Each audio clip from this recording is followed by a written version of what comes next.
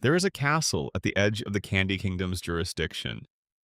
It sits on a gray hill, surrounded by gray walls.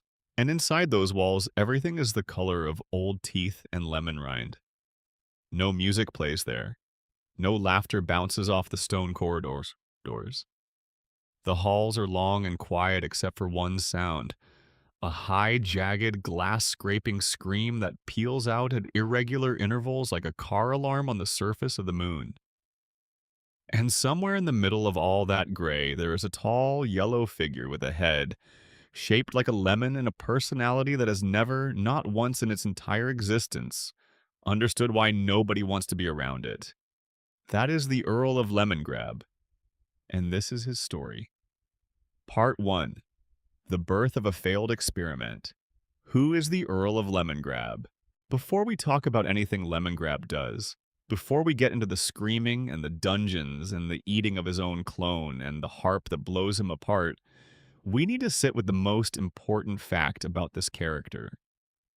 The fact that colors everything he does, every choice he makes, every bewildering and often horrifying decision his life bends toward. Lemongrab was created by Princess Bubblegum. She made him in her laboratory from candy and lemon and whatever ancient alchemical impulse drives her to keep pushing science further than it wants to go. She made him the same way she made the Candy Kingdom itself, with intelligence and ambition and a somewhat terrifying confidence in her own ability to engineer solutions to problems. Only this time, the solution turned out to be its own problem. The thing she made did not work the way she intended. He came out wrong, not evil exactly, not malicious in any calculated way, just fundamentally, irrevocably broken in his relationship to the world around him. That is the detail that unlocks everything about Lemongrab. He is Princess Bubblegum's first failed experiment. The storyboard writer Jesse Moynihan, who created Lemongrab and wrote most of his early episodes alongside Tom Herpich, described the character as someone who is not evil, just completely unadjusted to living. That is a specific and important distinction. A person who is evil understands the social contract and chooses to violate it. Lemongrab never had access to the social contract in the first place. Whatever knowledge of how to be among other people should have been built into him when Princess Bubblegum assembled him. That knowledge either did not take or simply was never there. He functions, sort of. He breathes, he moves, he speaks, he makes demands and passes sentences and screams at the ceiling. But the fundamental grammar of human interaction, the unspoken rules about kindness and reciprocity, and reading the room and not sending people to the dungeon for 1,000,000 years over a minor infraction, all of that is simply not in his operating system. And here's what makes him genuinely fascinating rather than just annoying. He knows something is wrong. He cannot name it. He cannot locate the specific malfunction in his own design. But somewhere beneath all the shrieking and the rigid authoritarianism, there is a creature who feels profoundly, achingly alone and cannot understand why he keeps making things worse every time he tries to fix it. Think about what that actually means. Imagine being built to be social, because that is what he is, technically. He is a ruler. Rulers need subjects. Rulers need relationship. The whole architecture of his purpose demands connection with other beings. And imagine that every attempt at that connection backfires immediately because you genuinely cannot comprehend why your behavior is upsetting to others. You are not trying to upset them. You are doing what seems right to you. And then they flinch, or they cry, or they run away, or they conspire against you, and you cannot figure out what went wrong because from inside your own head, every action made perfect sense. That is Lemongrab's entire existence. That is the tragedy sitting underneath every single one of his appearances in Adventure Time. Now, let's talk about what he actually looks like, because the design is doing a lot of work. He is tall and yellow-skinned, with a complexion that has the texture of a lemon rind. You can see the little dimpled pores if you get close enough. His head is the wrong shape for a person, round and slightly too large, tapering in a way that echoes the fruit he was made from. His nose is long, his eyes are round with simple black irises, and his mouth is full of small round teeth with that unsettling flat quality, like baby teeth that never got replaced. His tongue is unusually long and green and tends to appear at uncomfortable moments. His limbs are the thin noodle limbs that Adventure Time gives to most of its humanoid characters, but his body has a quality the show's own narrator once called out as unusual. 5 fingers on each hand, which the show has noted is genuinely rare in their world. His silhouette from the side looks something like a jelly bean. His behind sticks out. He wears gray. Always gray. His outfit is a long gray coat or jacket, severe and formal, with a green sash and boots. The whole look suggests a 19th century military officer. Rigid, structured, governed by rank and protocol. Which is entirely intentional. According to Jesse Moynihan, the Earl's title of Earl and his gray wardrobe are a deliberate reference to Earl Grey tea, which is itself made from bergamot, a citrus fruit. The citrus chain goes all the way down. He carries a sword. It is a sound sword, a weapon that fires concentrated blasts of sound. The visual design of the hilt echoes his own head shape. It is, in a way, an externalization of the most disruptive quality he possesses. The thing he attacks people with is his voice turned physical. That detail is not an accident. His name has its own small history. The character was originally going to be called Lemon Snatch, but network censors intervened, and the name became Lemongrab. An earlier draft used lemon sour. Some researchers have noted that Lemongrab is phonetically similar to Leningrad, the Soviet-era name for what is now St. Petersburg, a city with its own long history of siege and transformation. Whether that was intentional is unclear, but the resonance is interesting. In the Italian dub, his name translates to limoncello, the Italian lemon liqueur. In the German dub, his name contains the letter AZ, making it lemongrass, which sounds like lemongrass. Every version of his name circles back to something tart, something overwhelming, something that most people take in small doses. His voice was provided by Justin Roiland. Yes, that Justin Roiland. The same person who voices Rick Sanchez and Morty Smith in the show he later created.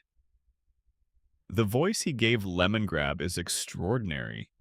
It has that particular quality of someone who has no volume control, no emotional modulation, no ability to register that the room does not want to hear what they are currently producing at that decibel level. It starts at 11 and goes to 13. The catchphrase that became synonymous with him, the long, bending, increasingly anguished scream of unacceptable, was so demanding to record that after sessions, Roiland would apparently emerge covered in sweat. When Moynihan first heard the voice, he described it as a dream come true. He had imagined this character's voice from the beginning, and when Roiland delivered it, it was exactly what he had heard in his head. There is something important about the way Lemongrab's voice works. It is not the voice of someone who is pretending to be upset. It is not a performance of outrage.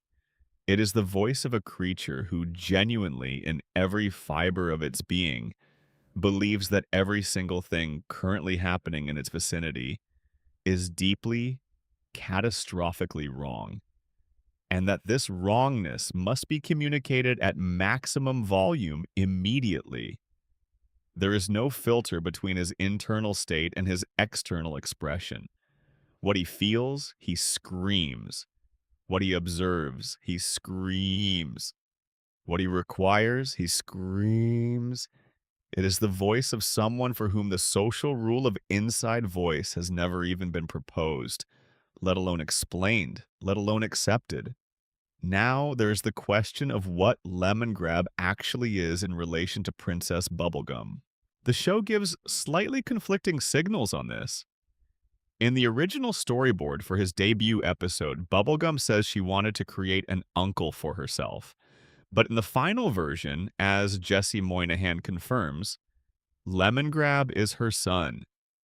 He is her creation, her child, and he refers to her as his globe and his mother princess. She made him. She shaped him. He came from her, carries her scientific fingerprints in every cell of his candy body, and in some fundamental way, he is a reflection of something she did wrong. He is the gap between what she intended and what actually emerged. That parent-child dynamic, the created thing returning to demand acknowledgement, love, understanding from the creator who is not sure how to give those things, is one of the most emotionally dense threads running through Lemongrab's story. Bubblegum is not a warm person. She is controlled, rational, committed to outcomes over feelings. She runs her kingdom with the same precision she brings to her scientific experiments. She is not cruel, but she is not easy. And what Lemongrab needed was not precision. He needed warmth. He needed someone to sit with him and say, I know you came out strange. I know the world does not fit you the way it fits other people. I am here, and I'm not going to abandon you. Whether he could have received that, whether it would have changed anything, is one of the questions the show keeps circling without fully answering. But the fact that he never got it, the fact that his creation was followed by isolation, by being sent away to an empty castle alone with no one to govern and no instructions for how to be, tells you everything you need to know about why he is the way he is. He was made wrong, and then he was left alone with his wrongness. One more detail before we move forward. The name of his title, Earl, and the name of his domain, Lemongrab, are both the same word. He is the Earl of Lemongrab in a place called Lemongrab. His identity and his territory are so fused that they cannot be separated. He is his domain.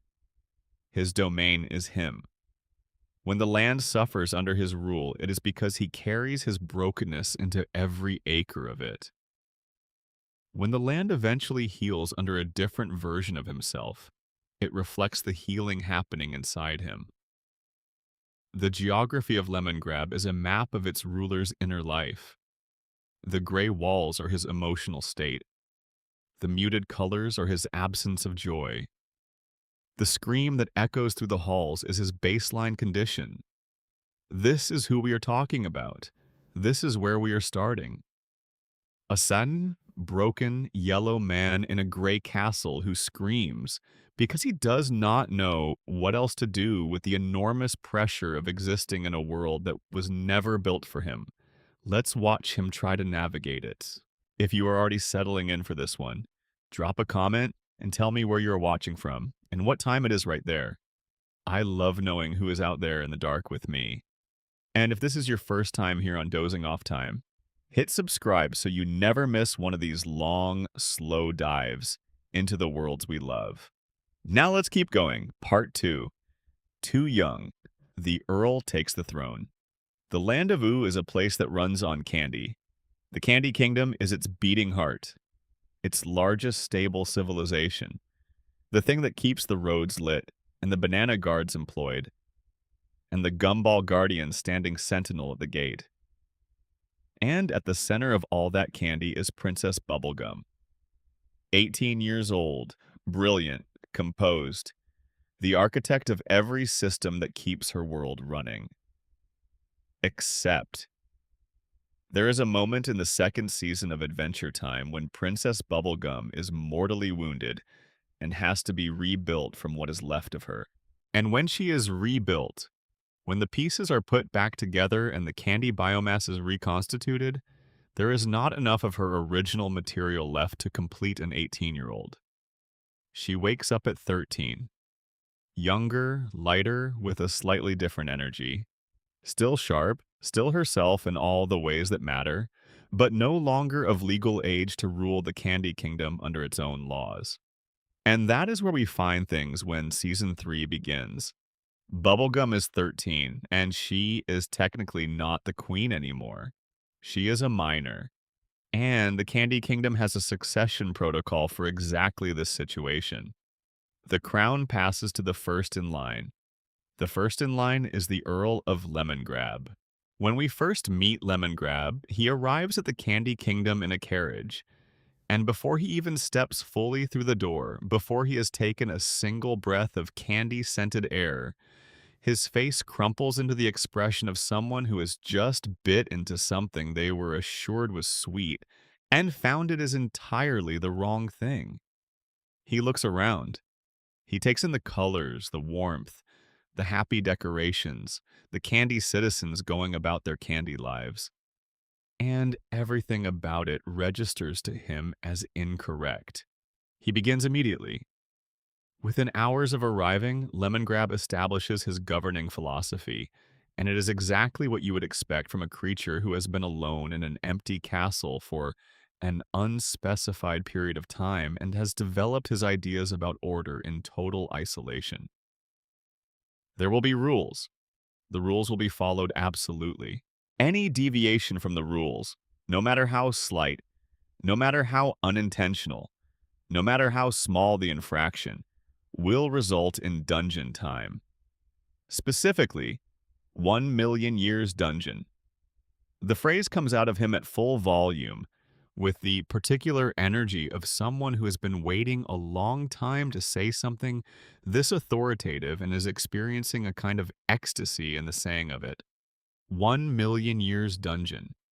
It is both completely unhinged as a punishment for things like wearing a silly hat or making a noise he does not like, and perfectly consistent with who he is. He has no proportionality. He has no spectrum of consequence. There is acceptable behavior, and there is the dungeon. That is the entire system. The Candy Kingdom does not love this. The candy people are soft, sweet, easily scared creatures who cry at loud noises and have a documented tendency to literally explode when frightened. Lemongrab's entire energy is a threat to their stability, and Finn and Princess Bubblegum, who is still 13 at this point, stuck in a smaller body and separated from her throne by technicality, decide that something must be done. Their plan is to prank him, which is perhaps not the most dignified approach, but it is the approach of a 13-year-old with revenge in her heart and a best friend who is game for anything. They begin a campaign of escalating pranks designed to make Lemongrab miserable enough to leave. They put spicy sauce on his food. They trick him in various ways. They enlist the help of Peppermint Butler. They are, for a brief and golden time, genuinely having fun with each other, in the reckless way that only two young people who have no adult supervision and a common enemy can manage. Lemongrab responds to these pranks the way a fire responds to water. It gets angrier and more dangerous. He does not leave. He does not take the hint. He does not read the social cues that are being aimed at him like arrows, because social cues do not exist for him as a concept. He simply escalates in return. Each prank is met with louder declarations, stricter rules, broader application of the dungeon sentence. The most telling moment of his debut episode, the one that sets up every single thing that comes after it, is when Lemongrab catches Bubblegum and Finn in the middle of one of their pranks and faces them down. He is outraged, certainly. He is loud, certainly. But there's a moment where his face does something complicated, something that is not quite hurt and not quite confusion, and is somehow both of those things simultaneously. He was supposed to be here. This was supposed to be his. And nobody is treating it that way. Nobody is behaving as if his presence is legitimate or welcome or good. They are treating him like an intrusion, like a mistake. And he does not have the language to name that feeling, so it comes out as more screaming. He sends Bubblegum and Finn to the dungeon, which is an extraordinary choice. Imprisoning the former princess and her champion is not a power move that typically goes well for whoever makes it. But Lemongrab does not calculate power moves.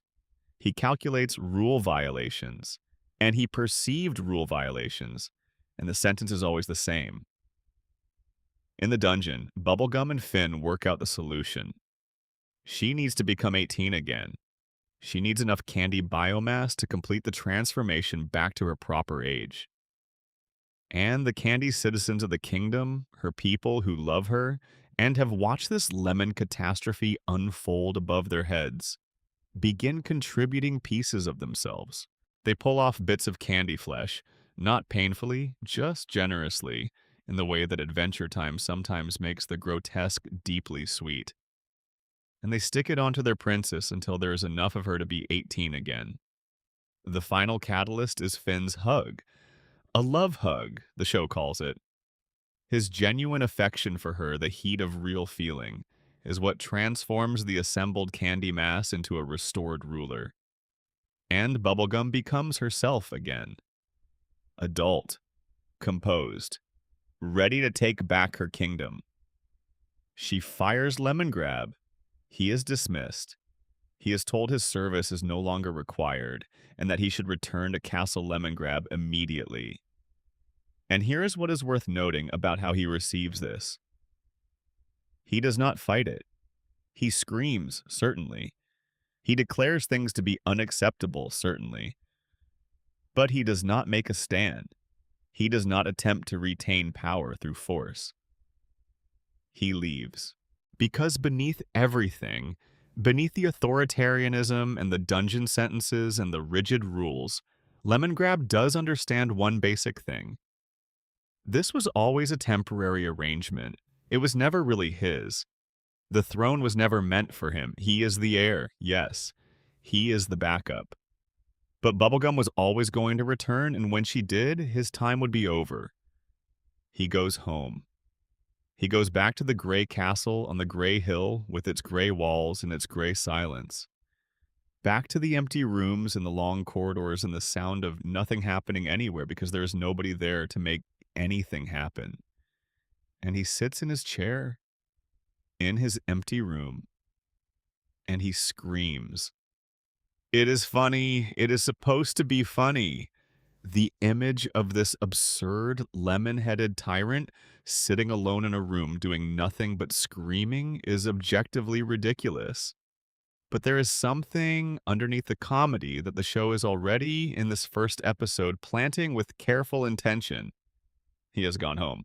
He has gone home to a place that has never felt like a home, because a home requires other people, and he has none.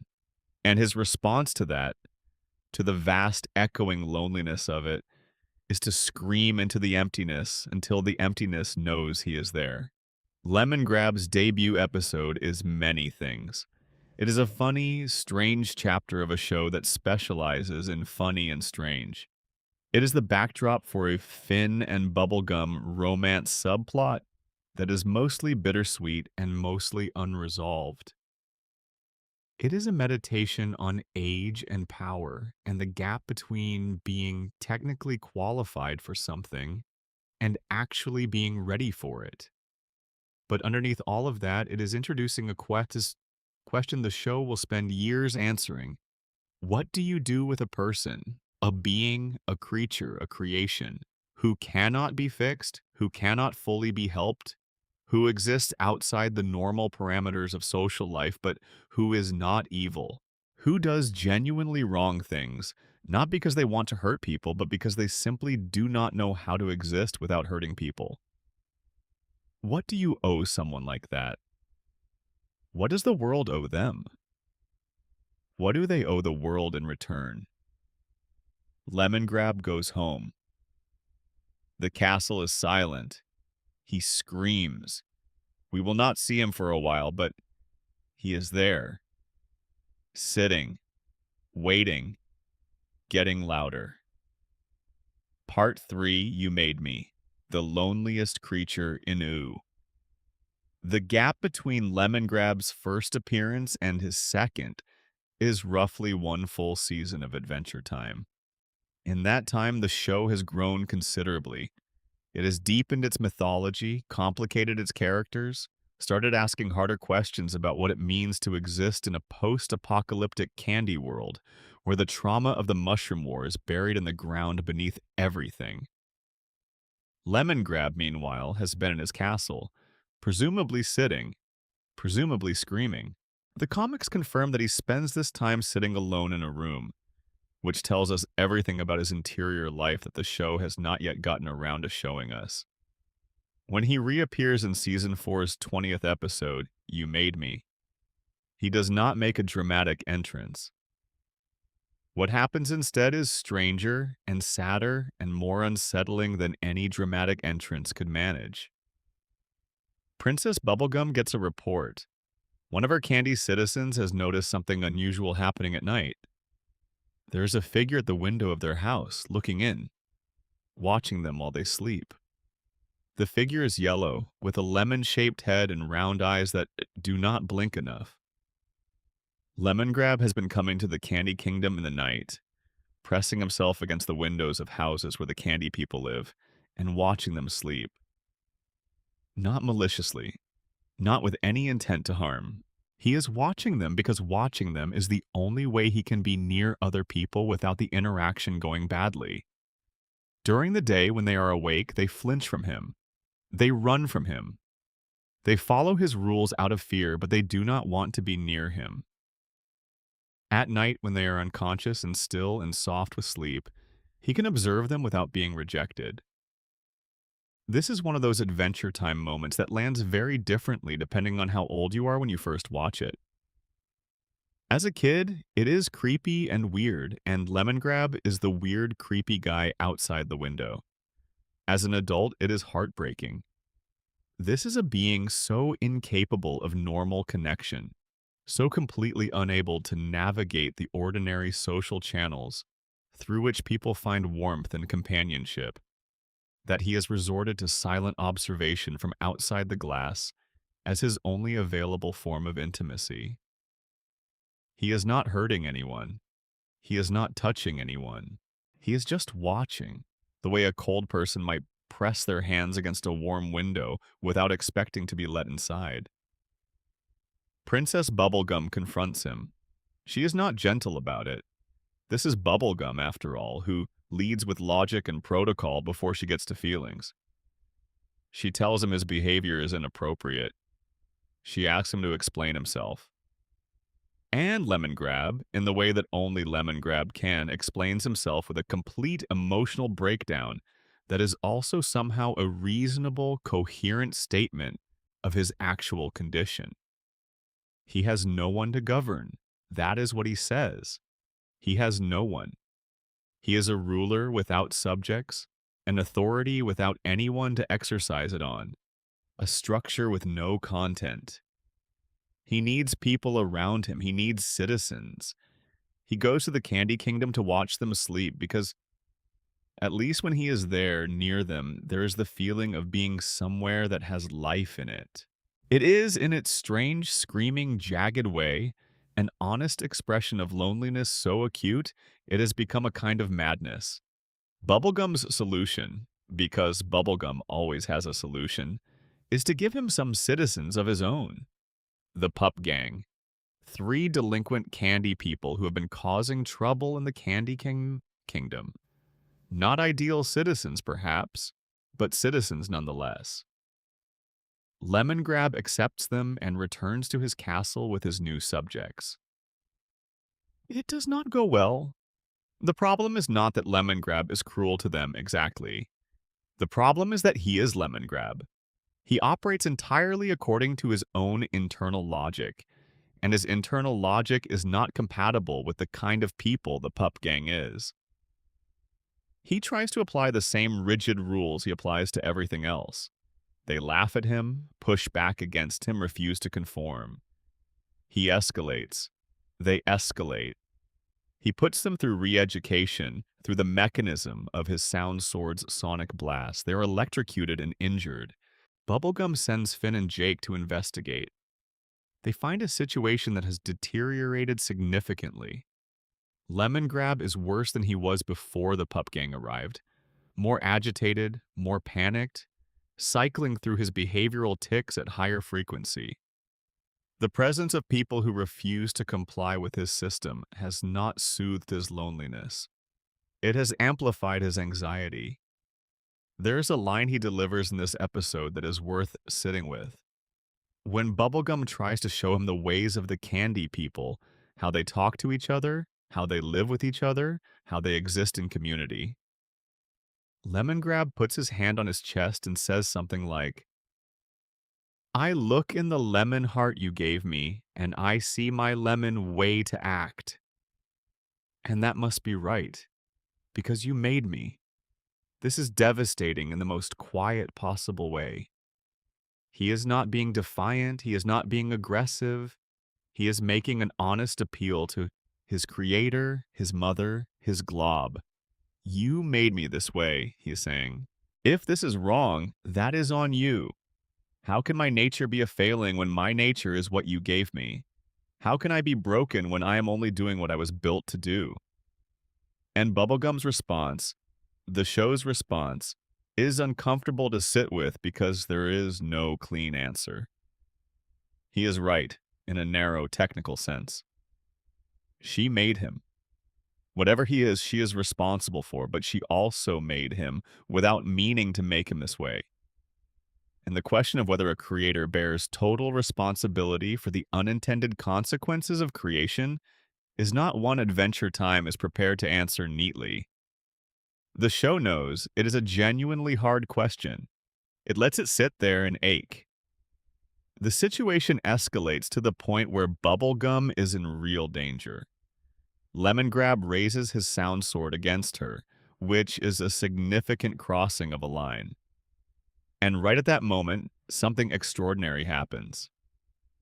A second Lemongrab walks into the room. Bubblegum, anticipating that the situation would come to exactly this point, has done what she does. She has engineered a solution. She has gone to the pantry of Castle Lemongrab, used the material she found there, and created a second version of Lemongrab. An identical twin. Another him. The moment the two Lemongrabs see each other for the first time is one of the strangest and sweetest moments the show ever produces. Lemongrab looks at this new being with the expression of someone who has been hearing a word their entire life without knowing what it means and has suddenly, finally been given the definition. He says, "Who's this rigmarole?" Which is a strange and perfect thing to say to yourself. They approach each other, they poke each other in the face, exploratorily, tentatively, the way two creatures who have never touched another being like them would test the reality of what they are experiencing. And then they smile, and then they nuzzle. Lemongrab, who is normally confused and disgusted by physical contact, who has never willingly touched anyone, immediately nuzzles his clone. Because Lemongrab 2 is the only being in existence who is entirely, perfectly, comprehensively like him. The same voice, the same head, the same lemon heart, the same fundamental architecture of need and confusion and jagged want. He does not have to explain himself. He does not have to modulate his behavior or soften his edges or translate himself into a more acceptable frequency. He just is himself, and Lemongrab 2 is himself too. And for the first time in his existence, that is completely fine. At the end of the episode, Lemongrab 2 proposes that they pardon all the prisoners in the dungeon, including the pup gang. Lemongrab agrees, not because he has had a change of heart about proper governance or rule following. He agrees because Lemongrab 2 said it, and Lemongrab 2 is him, and he is Lemongrab 2, and when you are yourself, you agree with yourself. They rule the castle together, just the two of them, with no other subjects. And the episode ends with both of them looking genuinely, quietly, simply happy. It is not a complicated happiness.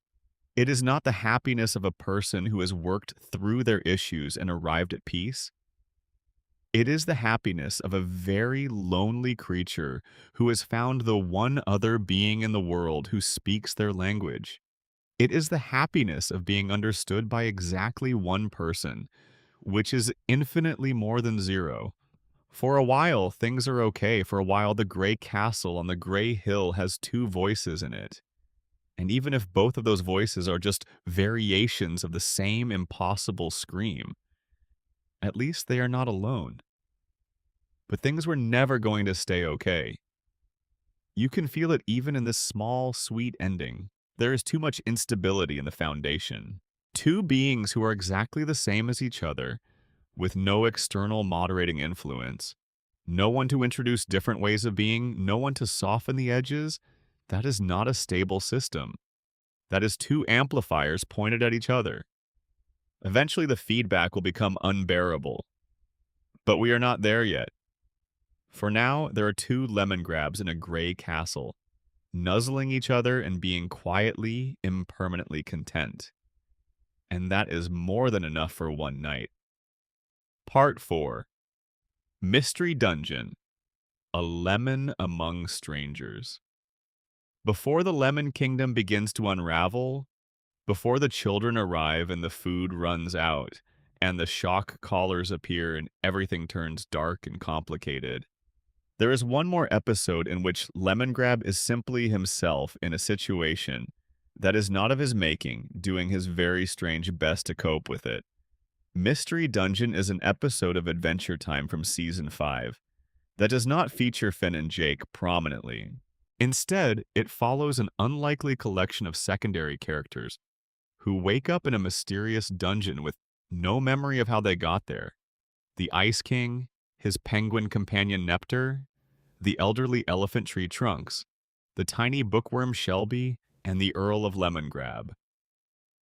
It is worth pausing on this grouping for a moment because it is delicious in its specificity.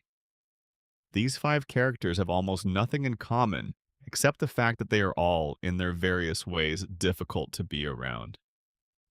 Ice King is a delusional, lonely old man who kidnaps princesses as a misguided bid for companionship. Tree Trunks is sweet, but oblivious and tends to create chaos through well-intentioned helplessness. Shelby is tiny and often overlooked. Nepter is childlike in the most unpredictable ways. And Lemongrab is Lemongrab. The dungeon was constructed and arranged by the Ice King, who is operating under the influence of some magical compulsion that he does not entirely understand. But the mechanics of how they got there matter less than what happens once they're inside. Because what happens is something quietly important for Lemongrab's characterization. He is away from Lemongrab too. He is without the one being who understands him, the one person who speaks his language, the one relationship that has managed to give him something like stability. He is essentially alone again. Alone in a crowded room, which is a specific and identifiable kind of alone. And his response is revealing. He is difficult. He is chaotic. He considers eating the Ice King at one point and demands to know whether the Ice King would taste mild or spicy, which is both threatening and genuinely bizarre. He is impatient and dismissive and prone to making unilateral decisions that the group has not voted on. He punches a giant rat so hard it staggers, and then immediately eats the pie out of its mouth, which is the kind of move that makes everyone around you extremely uncomfortable, even if you have just knocked out a potentially dangerous creature. But here's what else happens. Tree Trunks, with her gentle, slightly scattered elderly energy, keeps mispronouncing his name. She calls him Lemoncarb. Every time she does it, he visibly bristles and then corrects her. He does not punish her. He does not sentence her to anything. He just corrects her with the particular frustration of someone whose name matters to them. Later, when he is unexpectedly rude to her, referencing her as servile and slave with his typical inability to gauge how language lands. And she calls him out on it. He apologizes. He actually apologizes. It is genuine. It is simple. He did not mean to be rude, and he says so. This is a small moment, but an important one. Lemongrab's social failure is not the same thing as malice. He does not intend to hurt people. He does not register often that he is hurting people. But when it is pointed out to him directly in terms he can process, he responds with something like decency. The apology is real. The consideration behind it is real. Whatever is broken in him, whatever social wiring failed to connect during his construction, whatever Princess Bubblegum got wrong when she assembled him, it is not that he does not have the capacity for remorse. It is that he needs the feedback loop that most people never require. The explicit external signal that says, this was wrong, this hurt, acknowledge it. There's also a moment in the dungeon where the ceiling begins to close in on the group, and Lemongrab, rather than panicking or screaming, braces himself against it. He props the closing ceiling up with his own body, using his hard lemon candy skin, his surprising physical strength, to hold back a crushing architectural threat while the others find a way through. He does not announce this. He does not demand acknowledgement for it. He just does it because it needs to be done and he can do it. He is not a hero. He is not building toward heroism. But in this small, strange episode, Lemongrab is given space to be more than a screaming obstacle. He is given space to be a difficult, complicated person who has skills and impulses, and the occasional small moment of genuine decency, existing alongside other difficult, complicated people in a situation none of them chose. The dungeon is escaped. The group disperses. Lemongrab says goodbye to the others and then, characteristically, immediately follows that up with, "Do not follow me." He goes home. He goes back to Lemongrab 2 and the Grey Castle and whatever is happening there. He has been away, and something in the episode, in his anxiety about the unfamiliar environment, in the moments where his behavior becomes more erratic without his twin, suggests that whatever stability he has found in his relationship with his clone is not portable. It lives in Castle Lemongrab, in those specific walls, with that specific other version of himself. Take him out of that context and the loneliness is right there again, just beneath the surface. It is worth noting that according to some fan theories, Mystery Dungeon sits right before All Your Fault in terms of narrative sequence, and that Lemongrab's anxious urgency to return home in this episode may be because something has already begun happening at the castle that he needs to get back to. Whether that was intentional in the writing or not is unclear. But the fact that the very next major Lemongrab episode reveals that he and Lemongrab 2 have been converting their entire food supply into children makes the retrospective read of his behavior in Mystery Dungeon more interesting. Maybe he was already deep into the project of creation. Maybe he was already learning what it felt like to be a parent. Either way, something was building. Something was shifting in the gray castle on the gray hill. And by the time we see it, it will have already gone too far. Part 5. All Your Fault. A Kingdom of Children. Let us set the scene. Princess Bubblegum is in her laboratory, surrounded by the ordered, beautiful chaos of her research. She is mid-experiment, deep in concentration, existing in the particular piece of someone doing exactly the thing they are best at. A bird flies in and drops a letter on her table. She opens it. The letter is from Lemongrab and Lemongrab 2. It says, roughly, that they are starving, and it is entirely her fault and she should send all of her candy to them immediately.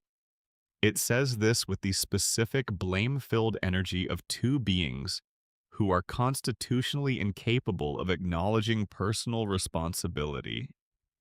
Princess Bubblegum's response is something between exasperated and incredulous. She left them a lifetime supply of candy. She gave them enough food to sustain themselves for the remainder of their natural lives. How is it possible that they are out? She sends Finn and Jake to investigate, loading them up with candy seeds so the lemongrabs can grow more food if needed. It is a responsible, measured response. Finn and Jake set off for the lemongrab earldom, which they have been to before, expecting to find something manageable. What they find is not manageable. The castle they arrive at is not the gray, still castle they remember. It is alive with creatures. From the moment they approach the entrance, they are confronted by beings that should not exist. Lemon people, distorted, strange, shaped like the lemongrabs, but wrong in ways that take a moment to catalog.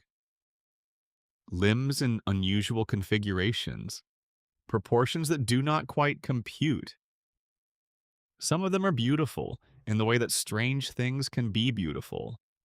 Others are something closer to a fever dream given candy flesh. A lemon child whose face slowly peels open like a flower, revealing something underneath. A being with two heads, both shaking simultaneously. Creatures that are mostly eyes or mostly limbs, or seem to be organized around principles of anatomy that have not been formally established by any medical institution. They are all starving. Lemon John greets them. A gigantic lemon person whose body, it becomes apparent, has grown so large that his internal organs have expanded throughout the entire castle structure. His heart is in one room, his lungs in another. What? His digestive system distributed through the dungeon levels like a biological plumbing system. He is enormous and strange, and somehow in the context of everything around him, not the strangest thing in the room. He tells Finn and Jake that the lemongrabs are in the dungeon, that they have locked themselves in, that things have been very difficult. Finn and Jake navigate through the castle, through the bodies of Lemon John's internal organs, through rooms packed with hungry, desperate lemon children, until they reach the dungeon and find the lemongrabs themselves. Both of them, skeletal, visibly malnourished, their yellow skin stretched too tight over whatever candy structure is underneath. They have been starving right along with their children. And here is where the explanation comes. Delivered in the call and response speaking style the lemongrabs have developed, each finishing the other's sentences in that eerie twin rhythm. Princess Bubblegum, when she came to create Lemongrab 2, accidentally left behind the formula for creating Candy Life. The secret formula, the one she uses to build her own candy people, was sitting there in the castle, and the lemongrabs found it. They believed she had left it on purpose. They believed she wanted them to keep making more family. This is such a crucial detail. It is not greed that drives what follows. It is not malice. It is a misunderstanding built on the most understandable possible foundation. A lonely being finds its creator's most powerful tool and interprets it as a gift, interprets it as an instruction, interprets it as evidence that the creator who made them and sent them away still thinks of them, still wants things for them, still wants them to have a family and a life and people who belong to them. They took that formula and they could not stop using it. The candy food they had been given, the lifetime supply, Bahasadi,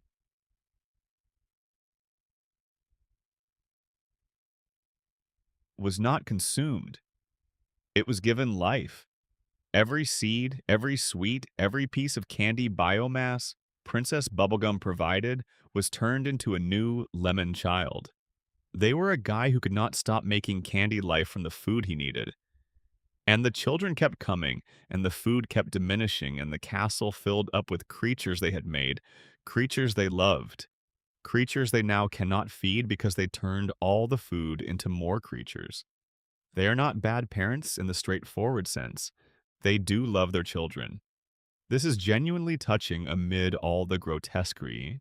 The Lemongrabs, who have never been able to love anything outside each other, have found that they can love these strange, malformed, joyful beings they have created. The Lemon children love them back. There is real warmth in the castle underneath the starvation and the body horror. A family, bizarre and malfunctioning and beautiful in the way that only things made with genuine feeling can be beautiful. But love is not enough to feed anyone. When Finn and Jake give them the candy seeds, thinking this will solve the problem, the Lemongrabs do not plant them. Of course they do not plant them. They use the seeds to make another lemon child, an ID might. A round, formless being called Seed Wad, who squirts liquid and grins. This is who they are. Given a resource, they will make life from it. They cannot do otherwise. It is in their nature now, the same way their loneliness is in their nature, because the creation of life is the answer they found to the loneliness. And you cannot just take away the answer without removing the question first. Their solution, when they realize they need more candy, is straightforward. Go get more candy. From the Candy Kingdom, all of it. They will take all the candy from the Candy Kingdom, give it life, build an army, use the army to get candy from everywhere else. The plan is announced to the assembled Lemon children with the same tone of absolute confidence that Lemongrab brings to all his decrees. Lemon John, the great giant child, is dispatched to carry out the invasion. What Finn and Jake realize as Lemon John begins walking toward the Candy Kingdom with the castle literally on his body is that the organs they found distributed throughout the castle were all his. His heart is somewhere inside all that biology. And Finn had a theory. They find the heart, or Jake does, tracking the same juice that leaked from it earlier. They kick it.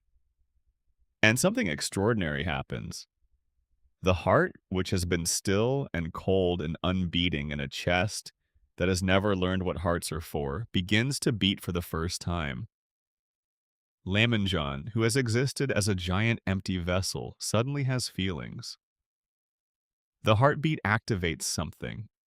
Empathy floods in like a tide. He experiences for the first moment in his brief existence the reality that other beings exist and that they matter. He stops walking toward the Candy Kingdom.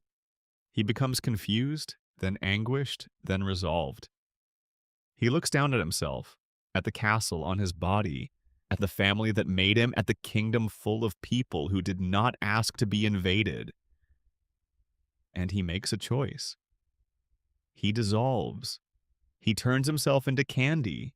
He sacrifices his own existence to feed everyone. His body becomes a mountain of lemon-shaped sweets raining down on the Lemon Kingdom and all the children who are starving within it. He chose the third option. Not destroy the Candy Kingdom, not let his family starve, but give himself instead. It is a beautiful moment and a genuinely strange one. A child who learned empathy for the first time and immediately used that empathy to make the kindest possible choice. Lemon John, in the few minutes of his genuine feeling, became something his parents have never managed to be. Princess Bubblegum, responding to the situation, does what she does. She erases the formula for candy life from the Lemongrabs' minds. She reaches into their memories, literally, and removes the knowledge that has been consuming them. Jake asks if she can do something similar to their hearts, kickstart their empathy the way they kickstarted Lemongen's. And Bubblegum says no. She says there is nothing wrong with their hearts. They are just like this. This is either the most compassionate or the most damning thing you can say about someone. And it might be both simultaneously. There is nothing wrong with their hearts. They have hearts. The feeling is in there somewhere. It is just encased in a structure that prevents it from flowing outward in any useful direction. The machine is not broken in the part that feels. It is broken in the part that connects feeling to appropriate behavior. And you cannot reach in and fix that, not without changing what they fundamentally are. The episode ends with the lemon children fed, the formula erased, and Finn and Jake leaving the castle under orders from Bubblegum to keep an eye on things. The Lemongrabs are together again, in their gray home, surrounded by their strange and beloved offspring. For a moment, just a moment, it feels like maybe this has stabilized, like the worst is past, like something painful has been endured and resolved. It has not been resolved, it has barely been interrupted. The next thing that is going to happen to the Lemongrabs is going to be much, much worse. Expanded Section A. Insert after Part 2. Too Young section. Before Part 3 deeper into the dungeon. What the first episode is really saying. There is something worth examining at length about what the episode Too Young actually does beyond its surface-level narrative of Lemongrab being fired. Because if you strip the comedy away, and there is real comedy in it, Lemongrab's voice and behavior are genuinely funny in the way that perfectly constructed absurdism is funny.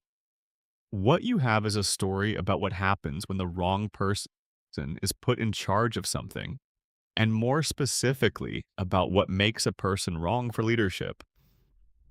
Lemongrab is not incompetent in the technical sense. He understands governance. He has a theory of rule that is internally consistent. The rules he makes are clear, even if they are unreasonable by any conventional standard. He is not confused about what being a ruler means. He has, in fact, thought about it considerably, probably for years, alone in his empty castle, with nothing to do but imagine the kingdom he would one day inherit and the order he would impose upon it. He is perhaps the most prepared he has ever been for anything in his life. What he lacks is not skill, it is empathy. He cannot model what other people experience. He cannot take the perspective of someone who is frightened or hurt or being treated unfairly. Other people's inner lives are effectively opaque to him. He knows they have inner lives in the abstract. He is intelligent. He can reason about people as categories, but he cannot feel what they feel, cannot approximate their experience from the inside. And so all his governance decisions are made purely from his own internal standard of what is correct without any calibration from how his actions affect others. This is why the spicy sauce prank actually works as well as it does, at least briefly. It does not work because Lemongrab is a coward or because he can be driven off through mere discomfort. It works because pain, the immediate physical experience of something being wrong, is the one input that can actually penetrate the barrier between his inner world and external reality. His own pain registers, his own discomfort communicates. The world of other people's experience cannot reach him, but his own body is always legible to him. Finn and young Bubblegum are doing something interesting in their prank campaign. They are, whether consciously or not, trying to use the only language that actually reaches him, not reason. He is not interested in their reason, cannot accept that their perspective might be valid. Not social pressure, He has no network to lose, no reputation to protect. Not emotional appeal, He cannot process their feelings, but physical consequence. That he gets. The problem is that the prank campaign is unsustainable and ultimately not designed to produce lasting change. It is designed to make him leave. And it eventually does make him leave, but only because Bubblegum's transformation removes the technical basis for his claim to the throne. He is not persuaded. He is not changed. He goes home exactly as he arrived, with the same psychology, the same needs, the same inability to navigate the gap between his inner world and the expectations of others. The next time he shows up, he will be the same Lemongrab. And that is the honest ending. A lot of children's television would have Lemongrab learn a lesson, would have him soften slightly, have a realization, arrive at some small increment of growth. Too Young does not do this. He is fired and he goes home and he screams, and that is the end of it. Because some problems are not solved in the span of one episode. Some problems take years. Some problems take a moment of genuine crisis, and the production of 1,000 new lemon beings in the mountain and the mural. The show plants this honestly in the first episode. This is a situation with no quick resolution. The character in front of you is not going to change because he experienced a funny setback. He is going to carry his problems forward until something big enough happens to crack them open.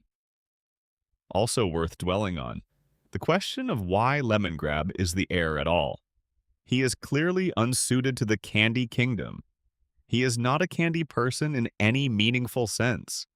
His substance, his personality, his entire way of being in the world is fundamentally alien to the sweet, soft, easily frightened culture of the kingdom he is meant to inherit. The sour cannot coexist with the sweet. The symbolism is right there in his name and his flavor. So, why did Bubblegum make him the heir? The most generous reading is that she did not expect to need an heir. She is not mortal in the conventional sense. Her candy biology is regenerative and resilient. And the idea that she might ever be reduced to 13 years old may not have been a scenario she fully planned for. The heir protocol may be a formality she established without thinking carefully about who she was naming to it. She put her first creation in the line of succession because he was there, because he was technically family, because the alternative of leaving the succession empty seemed worse. The less generous reading is that she made him heir because it was the most elegant solution to the problem of what to do with him. If he was heir to a kingdom that would never need him, he was taken care of. He had a title, a purpose, a reason for existing that did not require her to actively maintain a relationship with him. She could file him away under the category of contingency planning and not think about him again until the contingency arose. This is harsh. But Bubblegum is, among many other things, someone who tends to arrange situations so that they require the minimum of her emotional resources.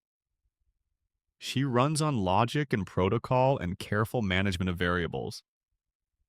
Lemongrab is a variable she has not found a way to manage, and so she parks him in a category where he does not require active management, and she moves on. The result is a being who has been told, structurally, through the way his situation has been arranged. You are a backup. You are a contingency. You are the option we would reach for if everything else failed. You exist to be used in emergencies and otherwise to remain in your container, quiet, not making demands. No wonder he screams.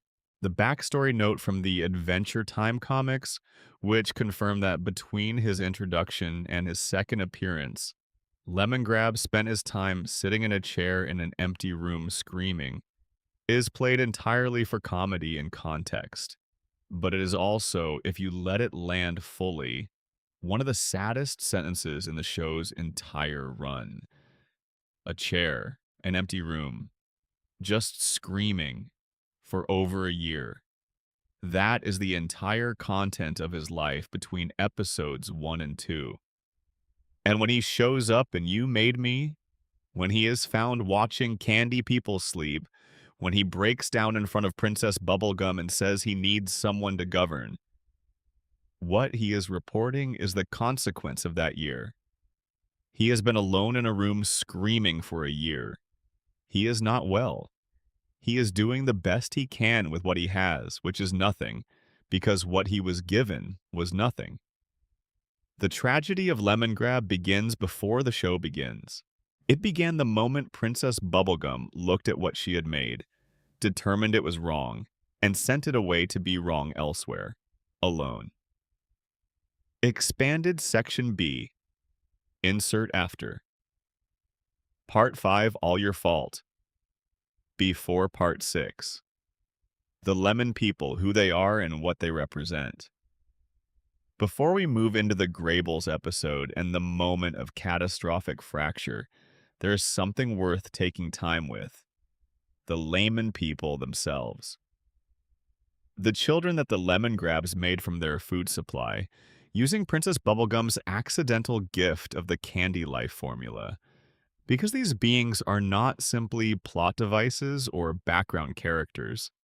They are, in their strange, grotesque forms, the most compelling argument the show makes for the Lemongrab's capacity for love. The lemon children are genuinely disturbing to look at. They are not beautiful in any conventional sense. They are the products of two beings who understood the formula for candy life intellectually, but had never practiced it, had never been trained in it, had no aesthetic model for what a healthy creature looks like. Their bodies are configured around unusual principles. Some of them have too many limbs in the wrong places. Some of them are mostly internal organs, distributed in a way that should not work, but does.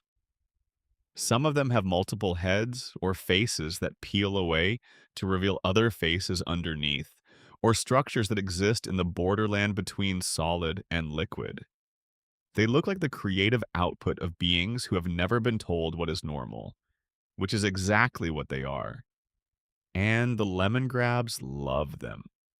This is the detail that catches you off guard if you are watching without preconceptions.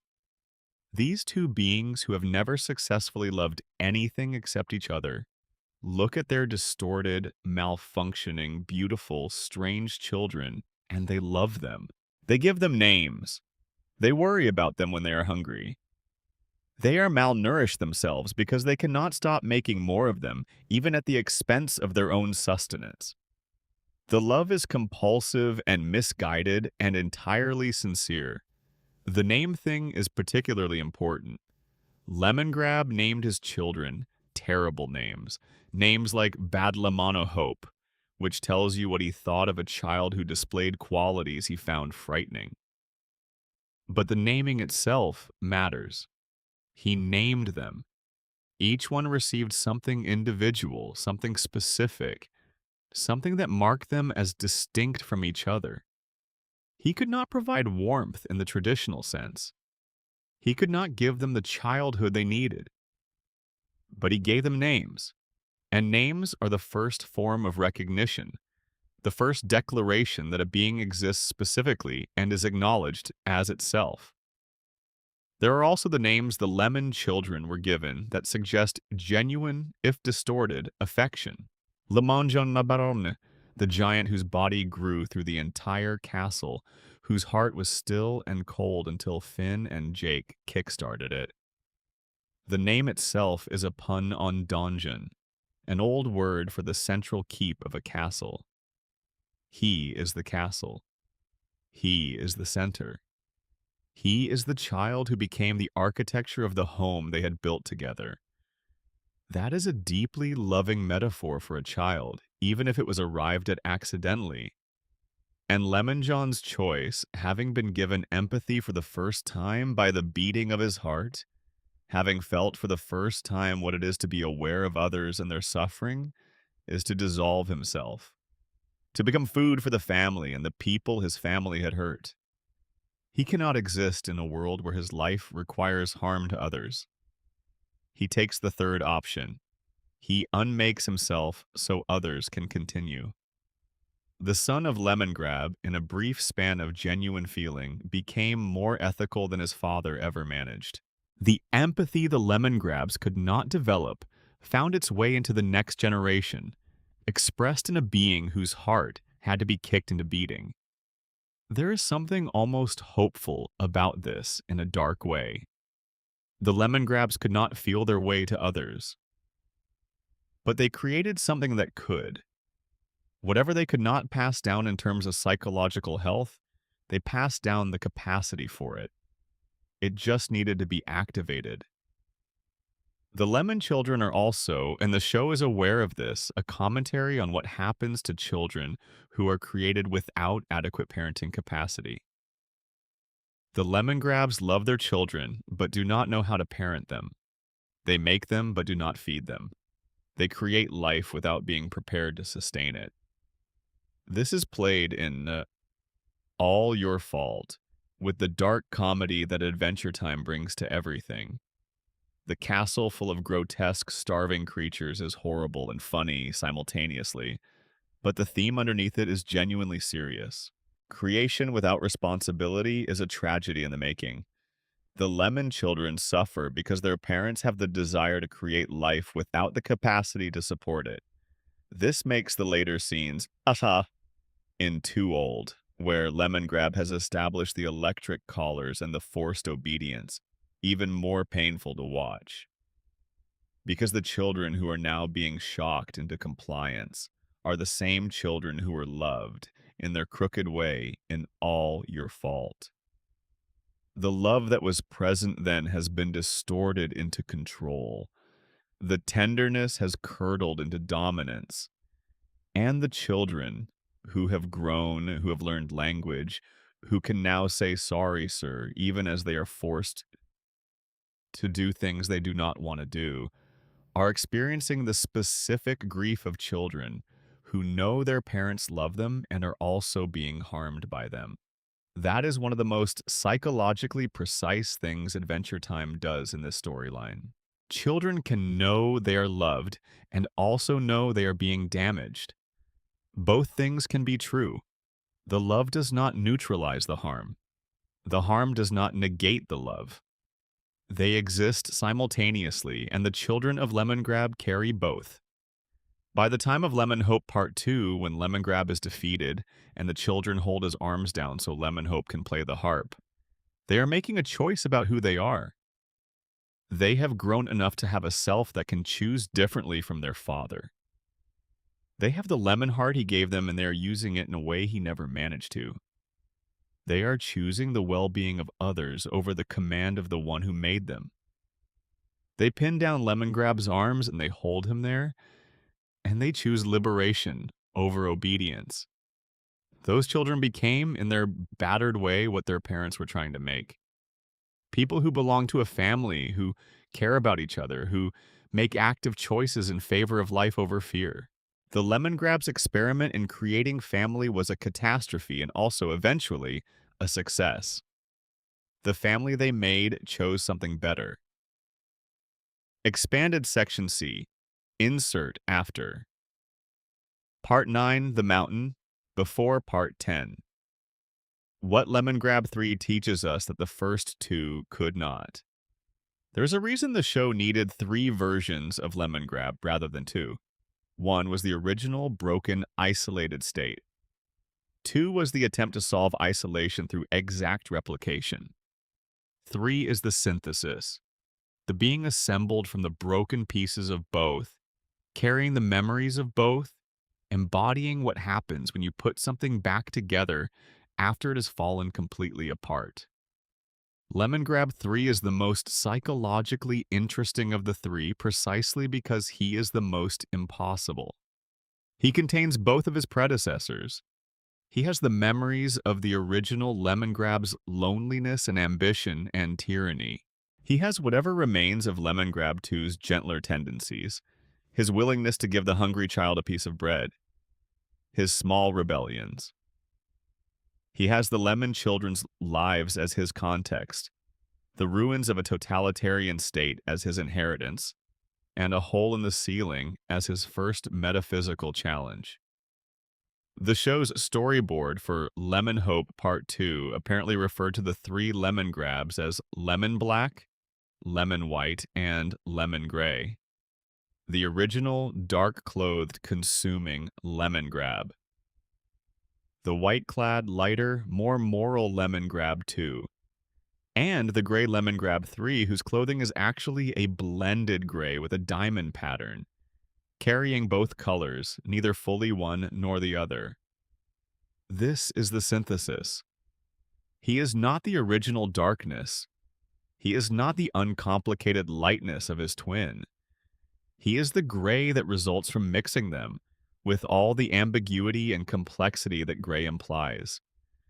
And gray as a color has been the defining visual note of Lemongrab's world from the very beginning. The gray castle, the gray walls, the gray wardrobe, the gray sky that seems to hang over everything in the earldom. Gray has always been Lemongrab's color. But the gray of the original Lemongrab was the gray of absence, of deprivation, of color that has been drained out of a place by the particular quality of its isolation. Lemongrab Three's gray is a different gray. It is the gray that contains all the colors at once, that is made from mixing rather than from removing. It is the gray of complexity rather than the gray of emptiness.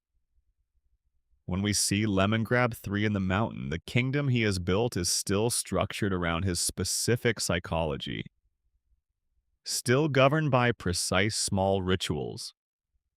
Dinner that ends after one bite, lights out that puts everyone to sleep where they stand. He has not become a different kind of ruler. He is still himself, still Lemongrab, still the being who requires order and control and the particular comfort of knowing exactly how everything is arranged.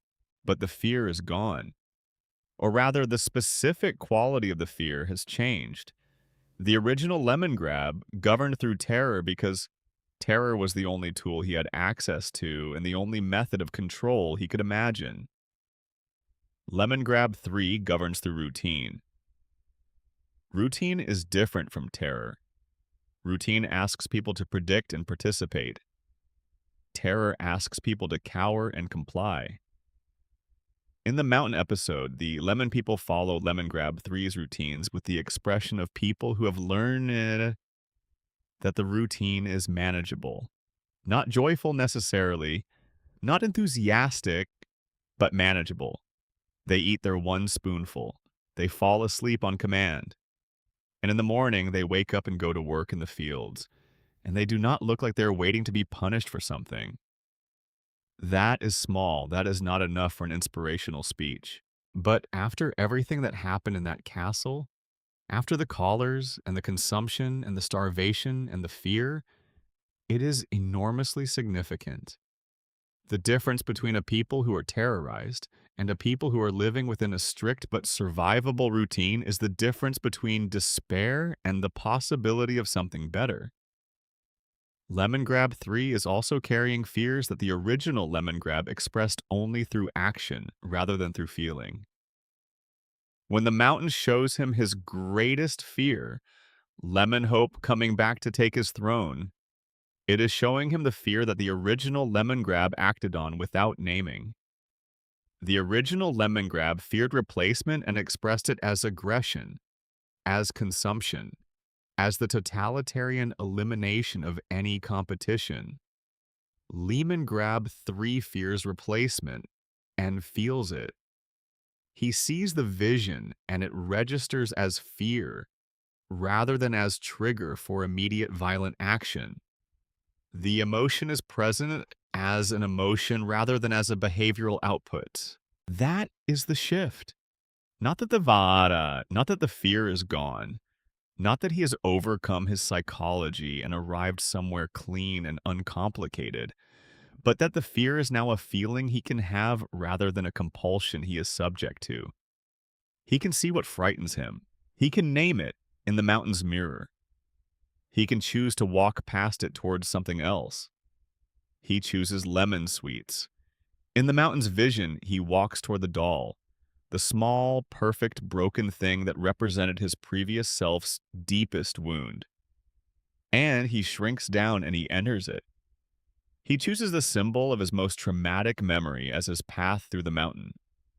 He goes into it rather than away from it. This is the choice of someone who has stopped running.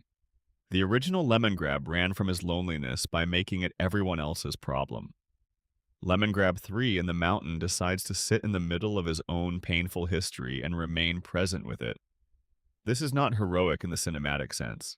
It does not involve a battle or a victory in any visible form. It is the quiet choice to look at the thing that hurt you without flinching away. And when he comes out the other side and fills the hole in his ceiling with lemon candy, that small, ordinary act carries the weight of everything the mountain showed him. He has looked at his desire, the mother who wants to play catch. He has looked at his fear, being found unacceptable by the people he has failed. He has looked at his wound, the doll shattering, the moment the relationship broke. And he has come home and he has filled the hole with himself. Imperfect, unbeautiful, entirely, specifically, recognizably him. Then Germaine comes and paints it beautiful. The thing I want to sit with there, because I think it is the most understated and possibly the most important thing the finale does with Lemongrab, is this. He does not paint it himself. He accepts help. He receives beauty from someone else's hands. He looks at art that he did not make, organized around principles of exuberance and color that are entirely foreign to everything he has built, and he does not call it unacceptable. He does not demand it be removed. He looks at it and he finds peace. Lemongrab 3 has learned, in some small and incomplete way, that he does not have to do everything himself. That beauty can come from outside the structures he builds. That the world is sometimes capable of offering him something he did not ask for, did not design, and could not have produced. And that the correct response to this is not rejection, but stillness. Receiving, being. This is for a character whose entire arc has been about the catastrophic difficulty of receiving anything from the world around him. A kind of miracle. Small, gray, imperfect, covered in stitches, surrounded by lemon people living one spoonful at a time, and at peace with himself. The series finale confirms this peace. During the goal battle, Lemongrab is present and participatory. He is not leading anything. He is not the most powerful person on the field. But he is there, in the body of the effort, contributing what he can, which is noise and presence, and the specific chaotic energy he has always embodied. When the song happens, the communal song that BMO leads, the one that defeats Golbe, Lemongrab is singing with everyone else.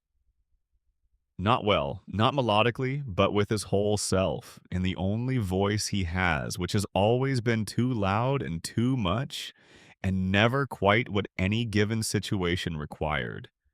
His voice saves the world, or helps save it.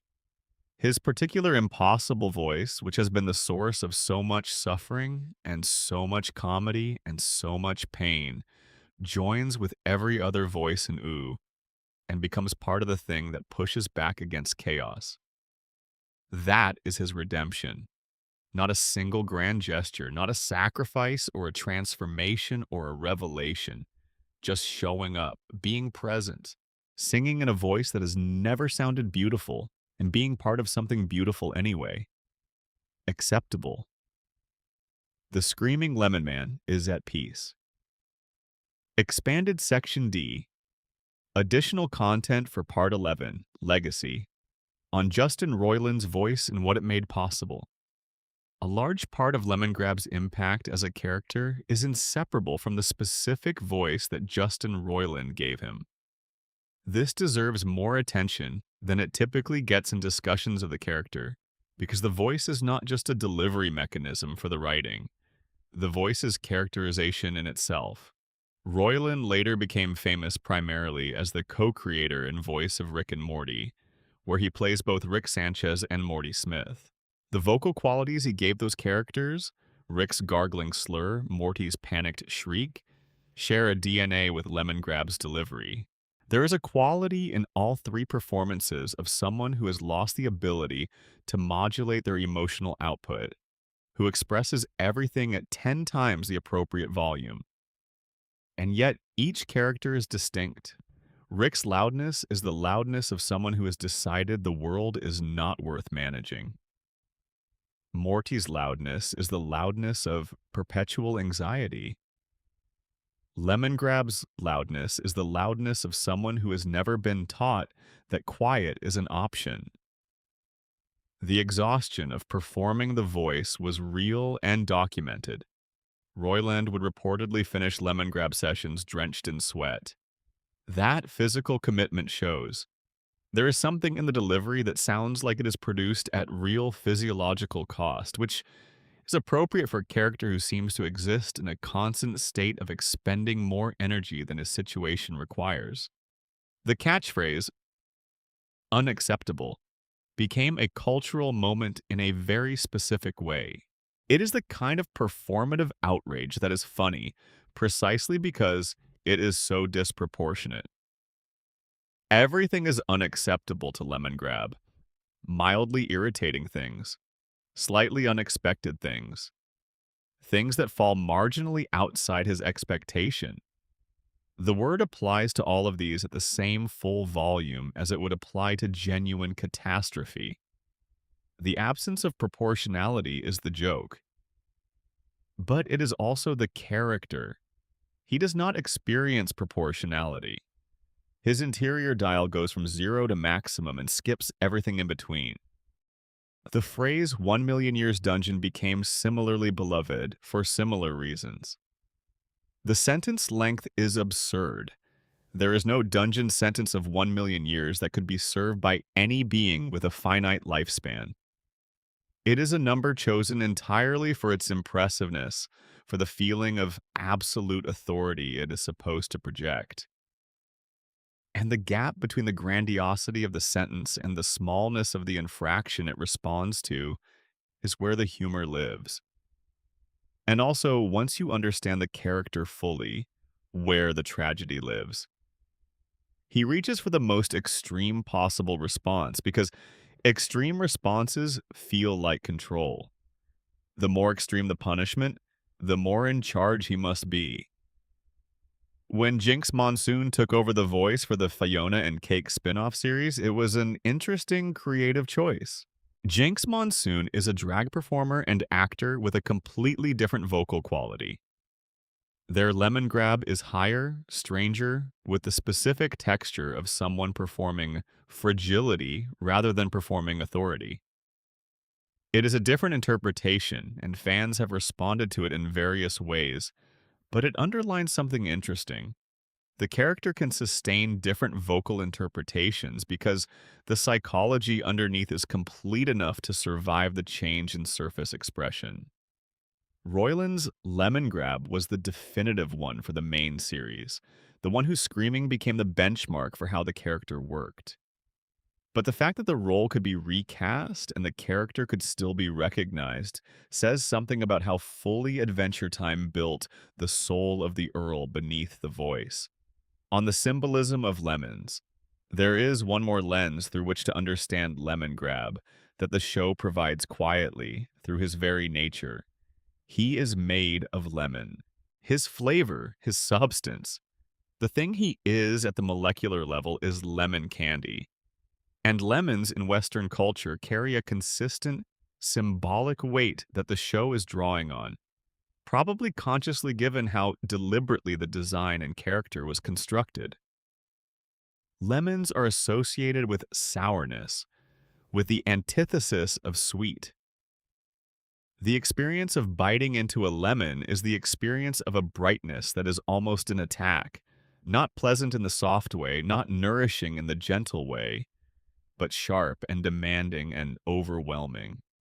The flavor demands attention. It does not allow itself to be ignored. It is not comfortable. Lemongrab is that. He is the sour against the sweet. He is the exception to the soft pastel world of the Candy Kingdom, the jarring note in a place built around pleasantness. He cannot coexist with the Candy People because his fundamental nature is antithetical to theirs. The sour cannot be sweet, cannot be mistaken for sweet, cannot even exist in the same social ecosystem as sweet without creating friction. But lemons are also essential. They are the thing that makes flavors pop. In cooking and beverage, in the construction of any complex taste, lemon is the thing that wakes everything else up. that cuts through richness and brings out what was hidden. A dish without acid is flat. A world without something difficult and sharp would be similarly flat. The Candy Kingdom needs Lemongrab at some level, needs the reminder that existence is not all sweetness, that something difficult and honest and painful exists alongside the pleasant, that the sharp note has its place. He is also, in his lemon nature, something that is difficult to use in small amounts. A little lemon brightens things. Too much lemon overwhelms everything. Lemongrab is always too much. There is no setting on which he appears at the right volume for the space he is in. He is always the overwhelming version of himself. The asparagus note is a specific and strange detail. Somewhere in the freeze frame of his brain during All Your Fault, we see written, "Mommy, do not make me any more asparagus. It will be the end of me if you know what I mean." This is played as a joke, but it is also genuinely surreal characterization. Lemongrab apparently has a written record of his own thoughts inside his own head. He addresses notes to his mother, even in the private architecture of his mind. He is always in relationship with Bubblegum, even when she is absent, always pleading or demanding or negotiating with her across the internal space of his own cognition. He is never free of her. She made him, and the making runs all the way through. This is true of all of us in various ways, but we carry our makers inside us. Our early relationships inscribe themselves on the structure of how we think and feel and process the world. But for Lemongrab, it is literal. The formula that made him is the formula she wrote. The lemon heart she gave him beats in her rhythm, even when everything in him is trying to beat differently. He is her child in the most complete possible sense, made from her, marked by her, unable to fully separate from her even in his own most private thoughts. And she, at the end, paints the ceiling, or sends Germaine to paint it, takes the hole her absence created and fills it with something beautiful, repairs the damage she contributed to, imperfectly, too late but genuinely. The lemon and the candy kingdom, in the end, find their accommodation, not fusion, not harmony in the sense of becoming the same. Just the specific piece of things that do not need to be the same in order to coexist. The sour and the sweet in the same world, each in its place, each essential to something the other cannot provide. Lemongrab 3 is at peace. The mural is on the ceiling. The lemon people work in the fields and eat their dinner one bite at a time and fall asleep on command and wake up in the morning, and the kingdom continues. It is not perfect. It is not the kingdom anyone would have designed from scratch. But it is alive and it is his, and he is at peace with it. That is the end of the lemon story. Or the beginning of the next 1,000 years of it. Or both, which is how all the best stories tend to conclude. The screaming continues, but it is a different kind of screaming now. It is the screaming of someone who knows they are alive. Part 6, Another. 5 more short Graybles. The Breaking Point Adventure Time has an anthology format. It returns to periodically called the Graybles episodes. In these episodes, a far future narrator named Cuber presents a series of short vignettes from the current era of OO, with each vignette forming part of a thematic pattern the viewer is challenged to identify. The stories are brief, just a few minutes each, and are separated from the main narrative by their format, their pacing, their slightly more suspended and amber quality. The Lemongrab's entry in the 5th season Graybles episode is brief. It is only a few minutes of screen time. And it is among the most psychologically loaded things the show ever did with them. The theme of the episode, though it is never stated outright, is the 5 stages of grief: denial, anger, bargaining, depression, acceptance. Each vignette corresponds to one stage. Finn and Jake correspond to acceptance. Cinnamon Bun corresponds to denial. Ice King corresponds to bargaining. A fox named Mr. Fox corresponds to depression. And the Lemongrabs, Lemongrab 1 and Lemongrab 2, correspond to anger. There is no dialogue indicating this. The word anger is never spoken in their segment.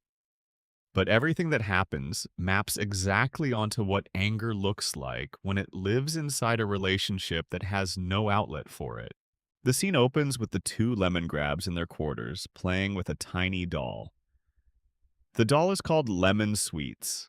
It is small, only a few inches tall, but with a round, chubby body and a porcelain head and a tiny sailor outfit. It looks, in its miniature way, exactly like them. It is dressed in clothing that echo their own gray wardrobe, but softened, rounded, made precious by its small scale. They treat this doll with the same intensity they bring to everything. It is their child, or at least their shared idea of what a child is. Lemongrab 2 wants to put it to bed. He tucks it into a tiny bed with the focused tenderness of someone who understands that small things require gentle handling. He goes to fetch the sleeping bonnet, a tiny, perfect orange and yellow hat, because their son should have a sleeping bonnet. This is important. This matters. While he is fetching the bonnet, Lemongrab 1 takes the doll out of the bed and starts making it dance. He voices it in a high, squeaky tone, a performance of what he imagines the doll's own voice would be. And the doll voice says, "We hate you." It is a troubling thing to make your shared doll say. It is the voice of Lemongrab 1's own contempt directed at his brother. And Lemongrab 2 sees this, sees his brother making their son perform rejection, and something in him breaks the surface. They begin to fight, pulling at the doll between them, each convinced they know what is best for it, each escalating as the other escalates. And then the doll falls. Its porcelain head hits the floor and shatters into pieces. In the silence that follows, Lemongrab 1 looks at the pieces, and then he looks at Lemongrab 2. He screams one word, only one. And he opens his mouth, dislocates his jaw in the manner of a snake, opening impossibly wide, and he swallows Lemongrab 2, alive, whole. Lemongrab 2 screams briefly as he goes in, "The end, my end," and then he is gone. The segment ends. The next Grable begins. What just happened in that room is worth unpacking slowly, because it is one of the most significant events in Lemongrab's entire arc, and it is presented in 2 minutes with no commentary, no slowdown, no moment for the audience to catch up before the show moves on. Only one. That is what he screams. Only one of them exists. Only one of them is real. The doll broke, the thing they shared broke, and Lemongrab's response is to eliminate the possibility of division. If there is only one of them, if Lemongrab 2 is inside him, literally inside him, absorbed into his body, then there is no more argument. There is no more separate will to contend with. There is no more conflict between his way and some other way. There is only him containing everything. This is textbook grief. Grief in the stage of anger. When something you love is broken and your response is to destroy the thing you were fighting over, rather than admit you might have caused the breaking. When the only way you can imagine regaining control is to collapse the distinction between yourself and everything else until you are the only thing left. It is also, in the logic of the character, a kind of desperate bid for closeness. He is not trying to kill Lemongrab 2. He is trying to hold him. He does not have the tools for the kind of closeness that allows two separate beings to exist in relation to each other with appropriate emotional space. So he takes the only other option his psychology offers. Make us one. Put him inside me. Keep him where I can always have him. It is monstrous. It is also, in the darkest way, a love act. The most broken possible expression of an inability to let go. The consequences of this moment extend forward through everything that follows. The next time we see Lemongrab and Lemongrab 2 in the episode Too Old, half of Lemongrab 2's face is missing. He has no legs. He moves on a floating chair. He is alive, because nothing that goes inside Lemongrab seems to stop being alive. They just stop being separate. But he is diminished, crippled, less than he was. And Lemongrab 1, having contained his twin, has become something other than what he was. Something larger.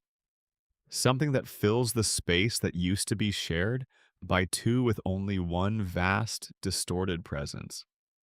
The brief, impermanent happiness of you made me was never going to last. It was always going to come to this.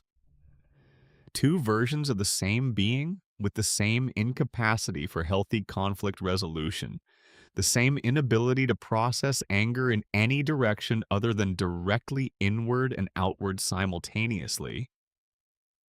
It was always going to end with one of them inside the other. Grief, anger, the shattering of the small, perfect thing. The next stage of Lemongrab's story is not going to be pleasant. Part 7. Too Old. The tyrant in his castles. Some time has passed. How much time is not precisely stated, but the changes we see suggest it has been significant. Enough time for the Lemon children to grow. Enough time for them to learn language, to develop something resembling manners, to put on formal clothes and learn to announce arriving guests, even if they cannot quite get the names right. Enough time for the castle itself to transform from the crowded, desperate, starvation-haunted place of all your fault into something that functions, after a fashion, like an actual feudal court. And enough time for Lemongrab to become something he was not before. Princess Bubblegum receives an invitation from the Earl of Lemongrab. He is hosting a dinner party and would like her to attend. This is, on its face, a remarkable development. Lemongrab inviting people, choosing to host, to welcome, to extend the gesture of hospitality. Finn accompanies Bubblegum, partly because he is still nursing feelings for her in the post-Flame Princess period, and is not making his best decisions. They arrive at Castle Lemongrab and immediately understand that something is deeply wrong. The castle has watchtowers now. There is barbed wire on the walls. A gatekeeper checks their passports with the demeanor of someone who is doing a job that will result in very bad things if done incorrectly. The Lemon children who greet them in the entrance hall are wearing formal clothes and speaking in the strange, stilted language of a court that has been organized around performance rather than genuine social function. Everything is surface. Everything is structure. Under the structure, there is fear. And then they see Lemongrab. He is enormous. Since the events of another 5 more short Graybles, since he absorbed his twin, Lemongrab has been eating the Lemon children who displease him, eating anyone who challenges his authority. And his body has changed to reflect this. He is obese, grotesquely, visibly, dramatically so, in the way that fairy tale tyrants and historical allegories tend to become when they have spent too long consuming without consequence. His face is the same face, the lemon head, the round eyes, the long nose, but the body beneath it has inflated into something that carries its own gravity. And Lemongrab 2 floats beside him on a hovering platform, legless, half his face still missing from where his brother bit into him. Still technically alive, still present, functioning as co-ruler in the most nominal sense of the word. Present in the room, present at the table, but clearly not governing anything. What he is doing is surviving in the only environment available to him. And the dinner party is a horror dressed as formal hospitality. There is a floor show. The Lemon Children performing entertainment for their lord. It is stiff, frightened, performed under compulsion. Every person in that hall wears an electric collar. Every smile is performed. The children mutter apologetic sounds even as they do what they are told, and the contrast between the genuine warmth they showed toward their creators in All Your Fault and this hollow pageant of obedience is visible and painful. Lemongrab eats Lemongrab 2's food at the dinner table, takes it right off his plate without acknowledgement. Lemongrab 2 gives a piece of bread to a hungry lemon child, a small act of quiet kindness that he performs without looking at his brother, and Lemongrab snatches it back. The look on Lemongrab 2's face is the look of someone who has watched the same dynamic play out so many times that the emotion has been sanded down to something almost flat. He is still there. He is still trying in small ways. He is still more moral than his counterpart, still more connected to whatever function kindness is supposed to serve. But he is very tired. Bubblegum, observing this with the controlled horror of someone who created this and cannot claim otherwise, discovers something during her visit. There is a lemon child in the bathroom, a small curly-haired boy who plays a harp with unusual talent. The harp music, it turns out, has a particular property. It is deeply unpleasant to Lemongrab's physiology. Something about the frequencies, about the specific resonances of a stringed instrument, played with feeling, disagrees with whatever Lemongrab is made of at the molecular level. The child has been imprisoned in the bathroom to keep his music from reaching the Earl. His name is Lemonhope, the name the Lemongrabs gave him. It is not a kind name. It was given to a child they found threatening. Threatening not because he was dangerous, but because he had a quality they could not control. Bubblegum decides she wants to take this child to the Candy Kingdom. She says he is gifted, which he is. She says she can teach him, give him resources, help him develop. What is also true, though she does not announce it, is that this child's particular gift is quite possibly the only thing in the Lemon Kingdom that Lemongrab cannot simply shout over. Lemongrab refuses to let him go. He sends the child to the dungeon instead, which is such a reflexive act. Someone wants something, someone challenges my authority. They go to the dungeon, that it happens almost before anyone can process it. The rest of the episode is a prank episode, deliberately echoing the structure of Too Young. Bubblegum and Finn try the same tactic they used years ago. Escalating pranks designed to destabilize the Earl, to make the environment uncomfortable enough that he loosens his grip. They put spicy hot sauce in his pudding, the same spice they used in the first episode. The callback is intentional. They are trying the same approach because they know it worked once. What they do not fully account for is how much Lemongrab has changed. He is worse now. More paranoid, less stable, more completely consolidated in his own reality. The pranks do not make him leave. They make him angrier, more dangerous, more cornered. When he discovers what they have done, his response is not to escalate toward leaving, but to escalate toward destruction. He confines them to the dungeon as well, and now Bubblegum and Finn and the gifted lemon child are all in the same cell. What saves them is the most delicate possible intervention. Finn has a flute, a small instrument he uses from time to time. Yet he plays it poorly. Very poorly. The sound that comes out of it is ragged and tuneless. And yet, something about even this poor music, this halting, imprecise attempt at melody, draws both Lemongrabs toward it. Music has a pull. Even bad music has a pull. They come to investigate. And in the moment when both Lemongrabs are present and distracted, Lemongrab 2 acts. He helps them escape. It is a small rebellion, Just enough space, just a moment where his authority is used in defiance of his brothers. And it costs him. When Lemongrab realizes what has happened, he is furious in the particular total way that only the betrayal of the only person you trusted can produce. He swallows Lemongrab 2 again, this time completely. Lemongrab 2 manages, in the seconds before he disappears entirely into his brother's stomach, to reach Lemonhope. The child whose name was given in hopelessness hears these last instructions.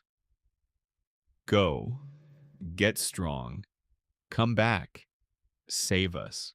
And Bubblegum's group, with Lemonhope, escapes from Castle Lemongrab as Lemongrab forces his entire population to pursue them. The name Badlamano Hope, Bubblegum decides, is not right. She gives him a new name. She calls him Lemonhope. The castle closes behind them. Lemongrab stands at its center, enormous and alone again in the most complete sense. Alone even though he contains his brother. Alone because containment is not communion. Alone because absorbing the only being who ever understood you is not the same as being understood.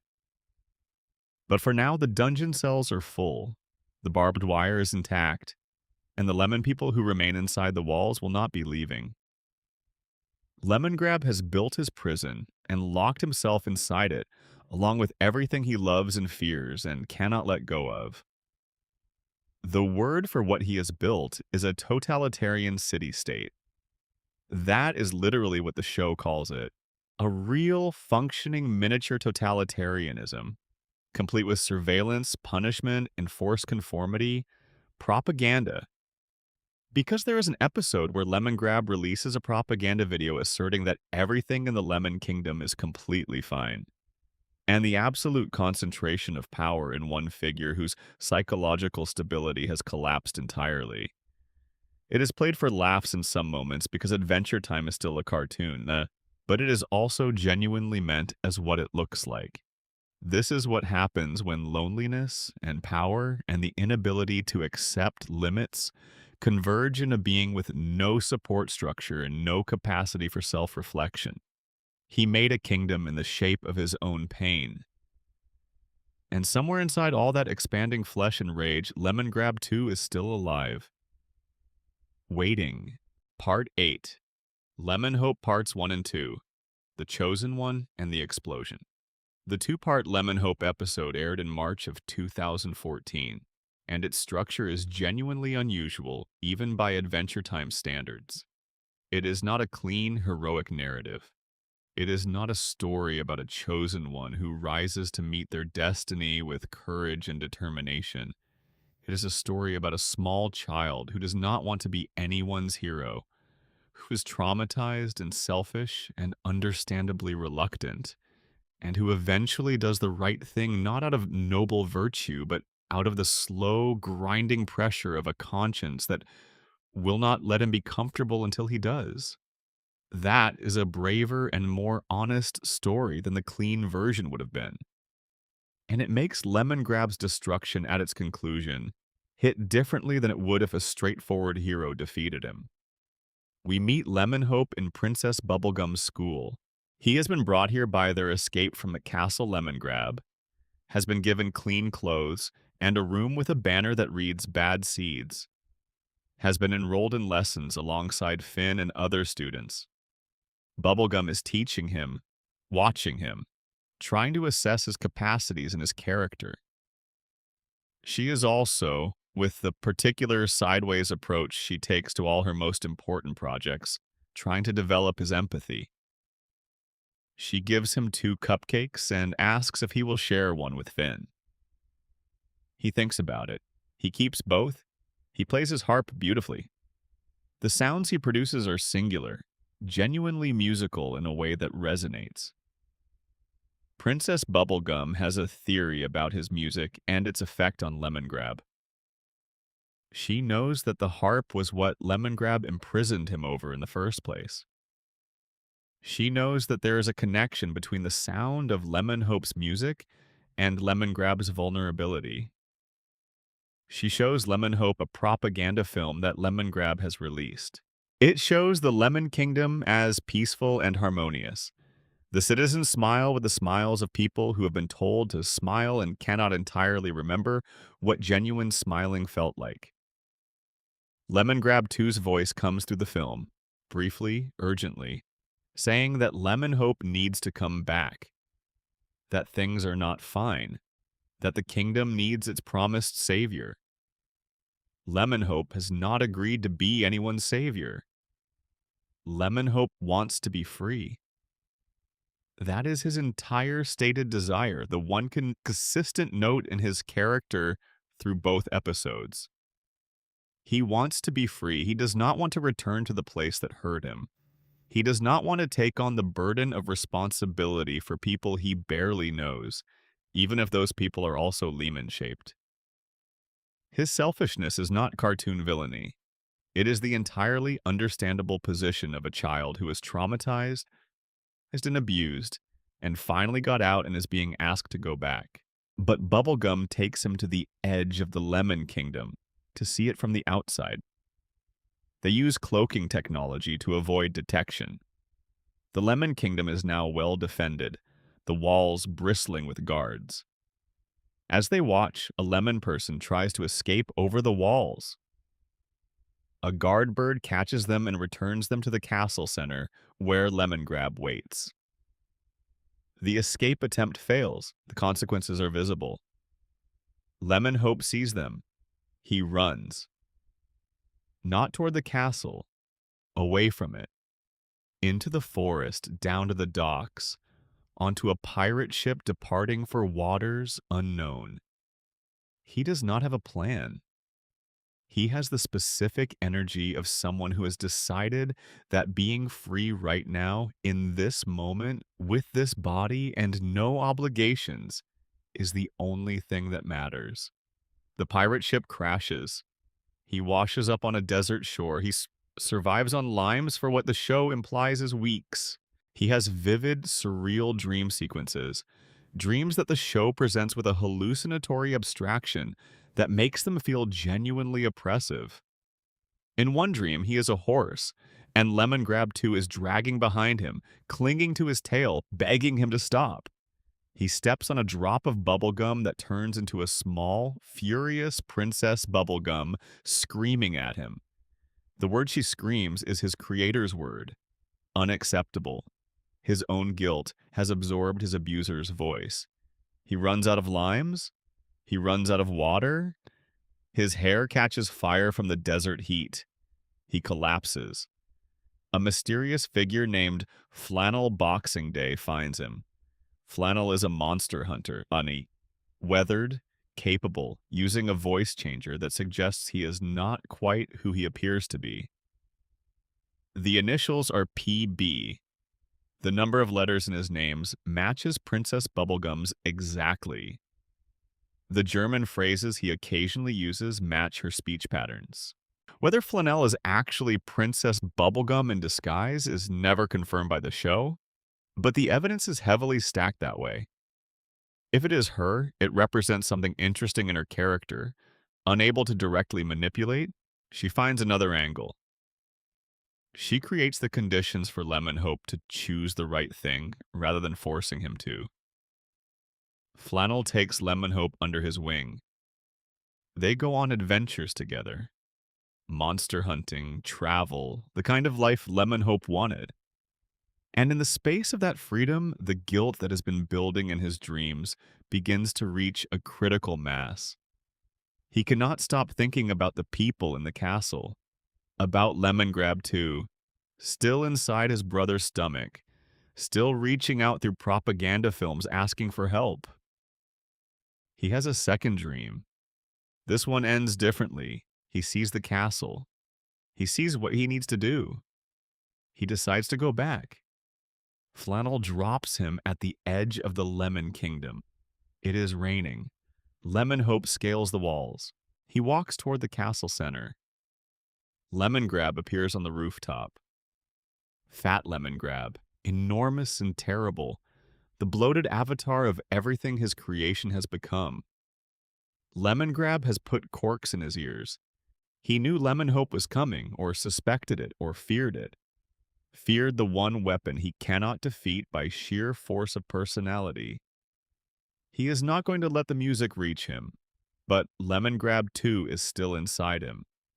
And Lemongrab 2 reaches out, literally through his brother's body, and pulls the corks from his brother's ears. That is not a small thing. Lemongrab 2 from inside makes himself a saboteur of the person containing him. He betrays the only form of safety he has. Yeah, because he is safer inside Lemongrab than he would be if he escaped and faced him. Because the lemon people outside are more important than his own survival. The last gesture of Lemongrab 2, acting from inside his brother's body, is an act of sacrifice. The lemon people who are still on the rooftop, who have been watching this, now grab Lemongrab's arms. They hold him down. They pin him so he cannot replug his ears. They are choosing a side. The same creatures who wore electric collars and performed obedience are now choosing the world where Lemonhope's music can be heard over the world where it cannot. Lemonhope plays. He plays his harp with everything he has. The music reaches Lemongrab, and whatever it does to the physics of a candy creature who has been vibrating at the frequency of unprocessed loneliness and rage for his entire existence, whatever the resonance does to that specific biology, it becomes too much. Lemongrab explodes. Not metaphorically. He literally, physically explodes. The body that has absorbed his twin, that has been expanding for months on the things he consumed, that has been accumulating without ever releasing. It bursts. Pieces of him scatter across the courtyard. Lemongrab 2 is freed from within. Both of them are destroyed by the explosion. Both of them are dead, or the candy equivalent of dead. Reduced to pieces, to fragments, to the component parts of two beings who were once identical and then became something far worse than any single entity could be. Princess Bubblegum, arriving at the scene, does what she does. She sews, she gathers the pieces, the bits of Lemongrab 1, the bits of Lemongrab 2, pieces of the lemon people who were collateral damage, and she stitches them together into something new. It is imprecise work. She does it with the same pragmatic competence she brings to all her work, not pausing to fully grieve or process what has happened. She makes a new Lemongrab from the pieces of two broken ones. She says as she does this, "Do not worry. Once his brains and body reknit, he will be back to his lonely old self, as it seems to be his only stable emotional state." The new Lemongrab opens his face, not fully reconstructed yet, stitched and imperfect and partly white where Lemongrab 2's bleached components have been incorporated, and screams one word. Hey. That word, that single word, as if the first thing this new third version of himself needs to establish is that he exists, that there is a me.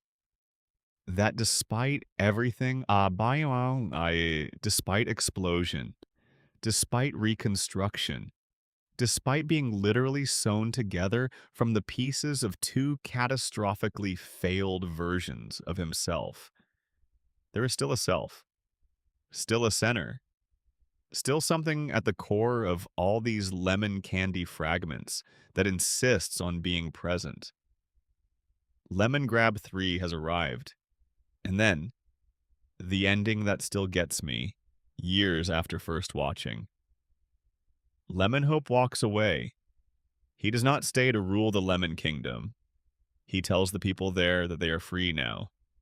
He tells Princess Bubblegum he will be back when he is tired of being free, maybe in 1,000 years. 1,000 and the episode flashes forward. 1,000 years later, an elderly Lemonhope with braided gray hair and holographic armor walks through a changed ooh. The tree fort has grown so tall it pierces the clouds. The Candy Kingdom has become a ruined city of advanced architecture, long abandoned. He walks until he reaches Castle Lemongrab, which is still standing, still intact, empty. He finds the room Princess Bubblegum had prepared for him, his room with its banner. And he lies down on the bed and closes his eyes, smiling. He kept his promise 1,000 years later, but he came back. What happened to Lemongrab 3 in those 1,000 years, whether he lived his natural life and died peacefully, whether the room Lemonhope is lying down in was empty because Lemongrab lived and left, or because he is simply gone? The show does not tell us. The castle is empty. The silence is different from the earlier silence.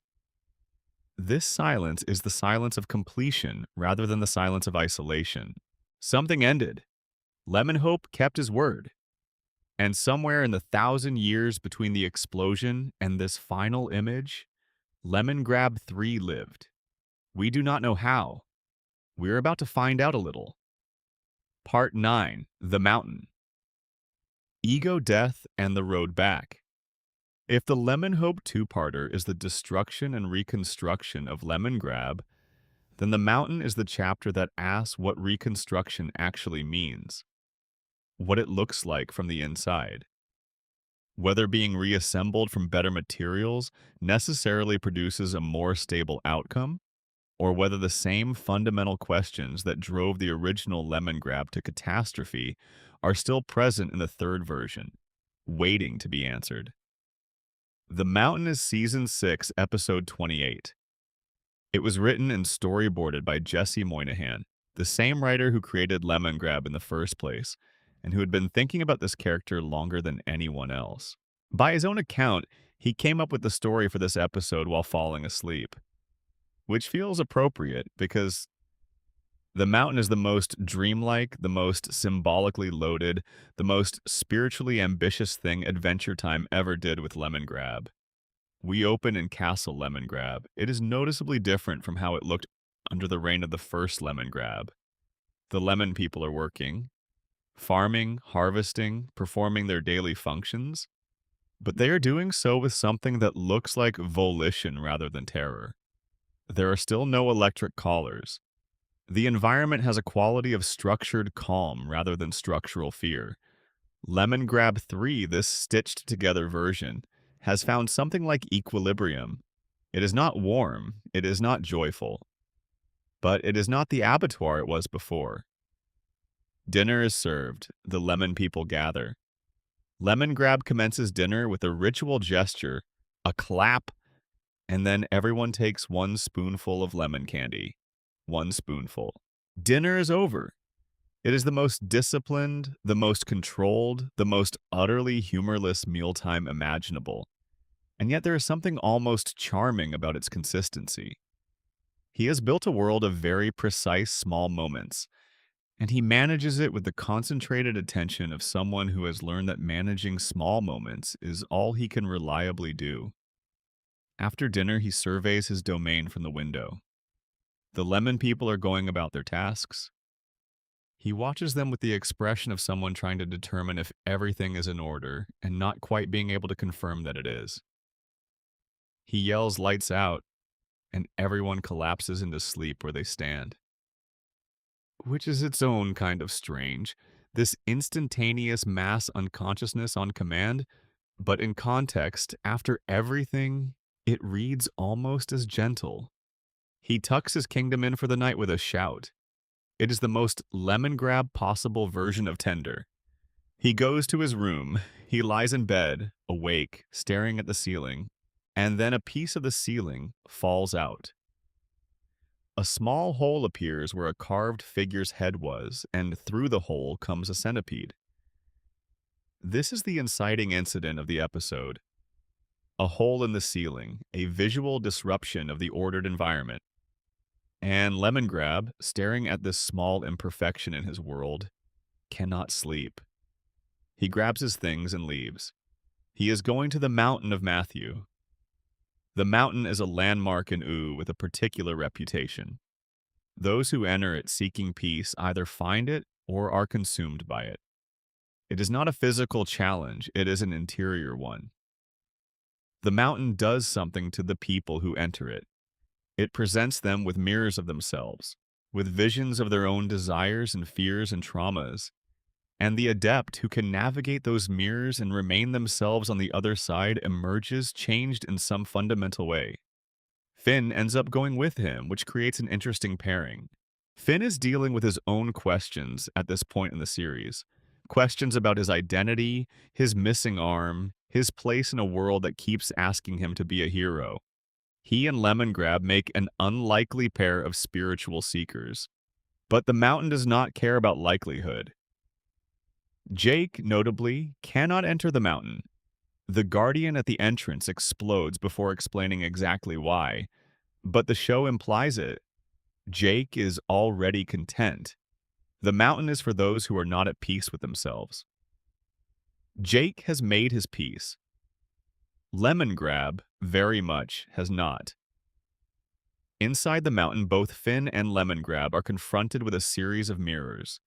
Each mirror presents a vision. For Lemongrab, these three visions are the most precise map of his inner life the show has ever offered. The first mirror shows his greatest desire. Princess Bubblegum is there, wearing a baseball glove, asking him to play catch with her. She speaks to him with warmth and recognition, without the professional distance she normally maintains. She simply wants to spend time with him. She treats him as someone worth spending time with. There is nothing clinical in her gaze, nothing evaluating. She sees him as a person rather than an experiment or a problem or a creation that did not quite work. This is what he wants most. Not subjects, not obedience, not the absolute compliance of a kingdom organized around his preferences. He wants his mother to want to be near him. He wants to be loved by the person who made him. All the authoritarianism, all the rigid rulemaking, all the dungeon sentences, and the shock collars, and the consuming of anyone who challenged his authority. It was always this underneath. The child who needed to be held and was never held. The catcher's mitt is a detail that was planted back in You Made Me, where Finn opens a door in Castle Lemongrab to find only catcher's mitts, which the storyboard artist Tom Herpick refused to explain at the time.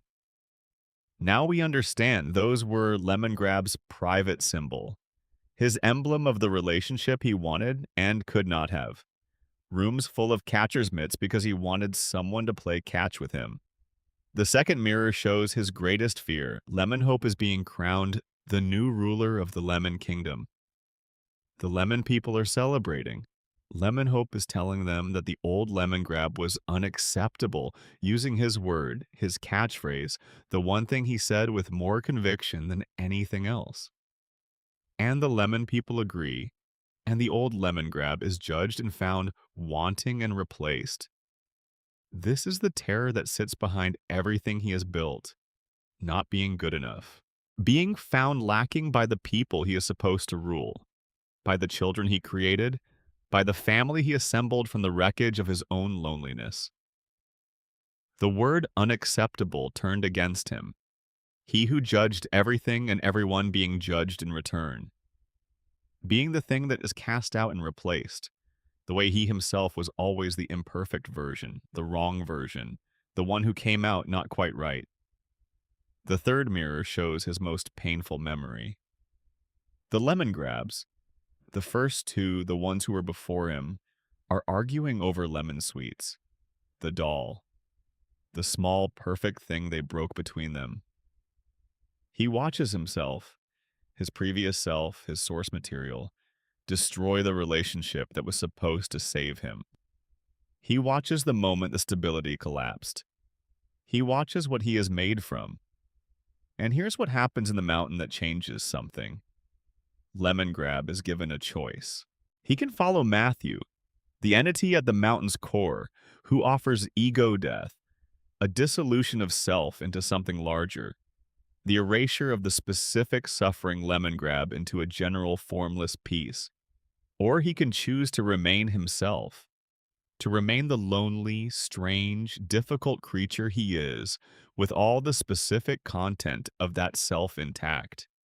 Matthew is the false prophet of the episode. He offers peace through erasure. He offers to make the pain stop by making the self that feels the pain disappear. And what Lemongrab in this episode chooses, imperfectly, incompletely, with considerable help from Finn, is to reject that offer. He chooses to remain himself, to keep the pain, to keep the specific lemongrabness of his existence with all its complications and failures and loneliness intact. He jumps into Lemon Sweet's open mouth, into the symbolic representation of his past. And when he emerges on the other side, he is smaller but whole. He and Finn fight their way through Matthew's humanoid servants and escape the mountain together. And when they return to Castle Lemongrab, Lemongrab does something small and specific that feels enormous in context. He chews up a lemon candy and spits it into the hole in the ceiling, the problem he left to solve, the disruption he could not tolerate. He does not repair it perfectly. He does not sand it smooth or paint over it, or hire someone to restore the carving that used to be there. He fills it with himself, with the material of his own body, and calls it solved. It is an imperfect solution. It is a Lemongrab solution. But he did not run from it. He came home and he addressed it in his way. Something has shifted. The mountain did something. It did not fix him. You cannot fix someone by taking them to a magic mountain and running them through symbolic trials. But it clarified something. It showed him the shape of his own desire and his own fear, without the distortion of years of displacement and suppression. He saw what he wanted. He saw what he was afraid of. And he came home and he filled the hole with lemon candy and he went to bed. That is growth for Lemongrab. Imperfect, asymmetric, incomplete, but growth. The lemon people are doing better. The kingdom has found its equilibrium. Lemongrab 3 is not the warm, loving ruler that any of us might have wished for him to become. He still yells. He still demands. He still structures his world around control and order, and the particular comfort that comes from things being where he expects them to be. But the worst of him, the consuming, the collars, the cannibalism, the totalitarian architecture of despair, that is behind him. He is still himself, but a self that has, at last, looked at itself in the mirror and not looked away. Part 10. Come along with me. The finale and the kiss. Adventure Time ends the way it lived. All at once, with enormous things happening in all directions simultaneously. With the weight of years of accumulated story pressing in from every angle, and with room in the chaos for small, specific moments that mean more than the large ones. Come Along With Me, the series finale, is an hour-long episode that covers the Gum War, the arrival of Golb, the defeat of chaos itself, and the fates of every character who has populated this show across its 10 seasons. It is a lot. It is sometimes too much. But it also does something Adventure Time has always known how to do. It gives each of its characters the ending that is true to them, rather than the ending that looks most impressive from outside. For Lemongrab, that ending involves a battle, a song, and a kiss. The battle comes first. When Princess Bubblegum marshals her forces for the Gum War against her uncle Gumbald, Lemongrab is there. He has chosen to fight for his mother. This is not a complicated choice for him. It never was. For all the conflict in their relationship, for all the ways she has failed him and he has failed her, she is his glob and he is her child. And when she needs him, he shows up. He is not graceful about it. He screams. He is not strategically useful in obvious ways, but he is there in the line on her side because that is where he belongs. Then Golb arrives, the ancient entity of chaos, a god figure so far outside normal comprehension that even Prismo cannot make wishes involving it. Golb does not reason. Golb does not negotiate.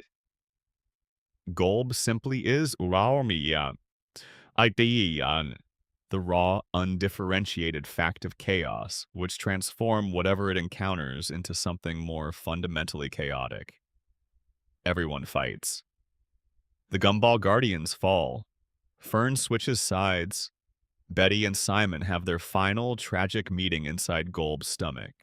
And Marceline and Bubblegum kiss in the chaos, which is the moment the show has been building toward for years, and which lands exactly as it should. And in the midst of all this, while Golb is transforming the landscape and the battle is at its most desperate and nothing is guaranteed, Lumpy Space Princess gets romantic with Lemongrab and they kiss. This is played for comedy. There is no way to avoid acknowledging that, and there is no reason to try. LSP and Lemongrab are both the show's most comically maximalist characters. Both of them take up more sonic and emotional space than the situations they are in require. Both of them have the specific energy of someone who does not modulate their personality for context. Of course, they ended up together, at least momentarily. They are, as executive producer Adam Muto confirmed, kind of perfect for each other. Both abrasive, both loud, both constitutionally unable to be quiet. But the kiss is not only comedy. The kiss between Marceline and Bubblegum gets the weight and the genuine emotion. The kiss between LSP and Lemongrab gets the laughs. And then Lemongrab looks at what just happened and says, acceptable. Acceptable. Not unacceptable. Acceptable. This thing with us, this unexpected connection in the middle of a battle for the fate of reality, this is acceptable. It is a small thing, a one-word reversal of his most famous utterance. But consider what it means for a character whose entire life has been defined by the things he found wrong, the things that failed to meet his standards, the things that were sentenced to a 1,000,000 years dungeon for the crime of not being what he required. Something happened that he did not control, did not engineer, did not order into being. And he looks at it and says acceptable. He received something from the world without demanding it or designing it, and his response was not to reject it. That is enormous for Lemongrab. That is a mountain climbed. The battle concludes. BMO, in one of the episode's most magical moments, brings the surviving citizens of Ooh together in a song.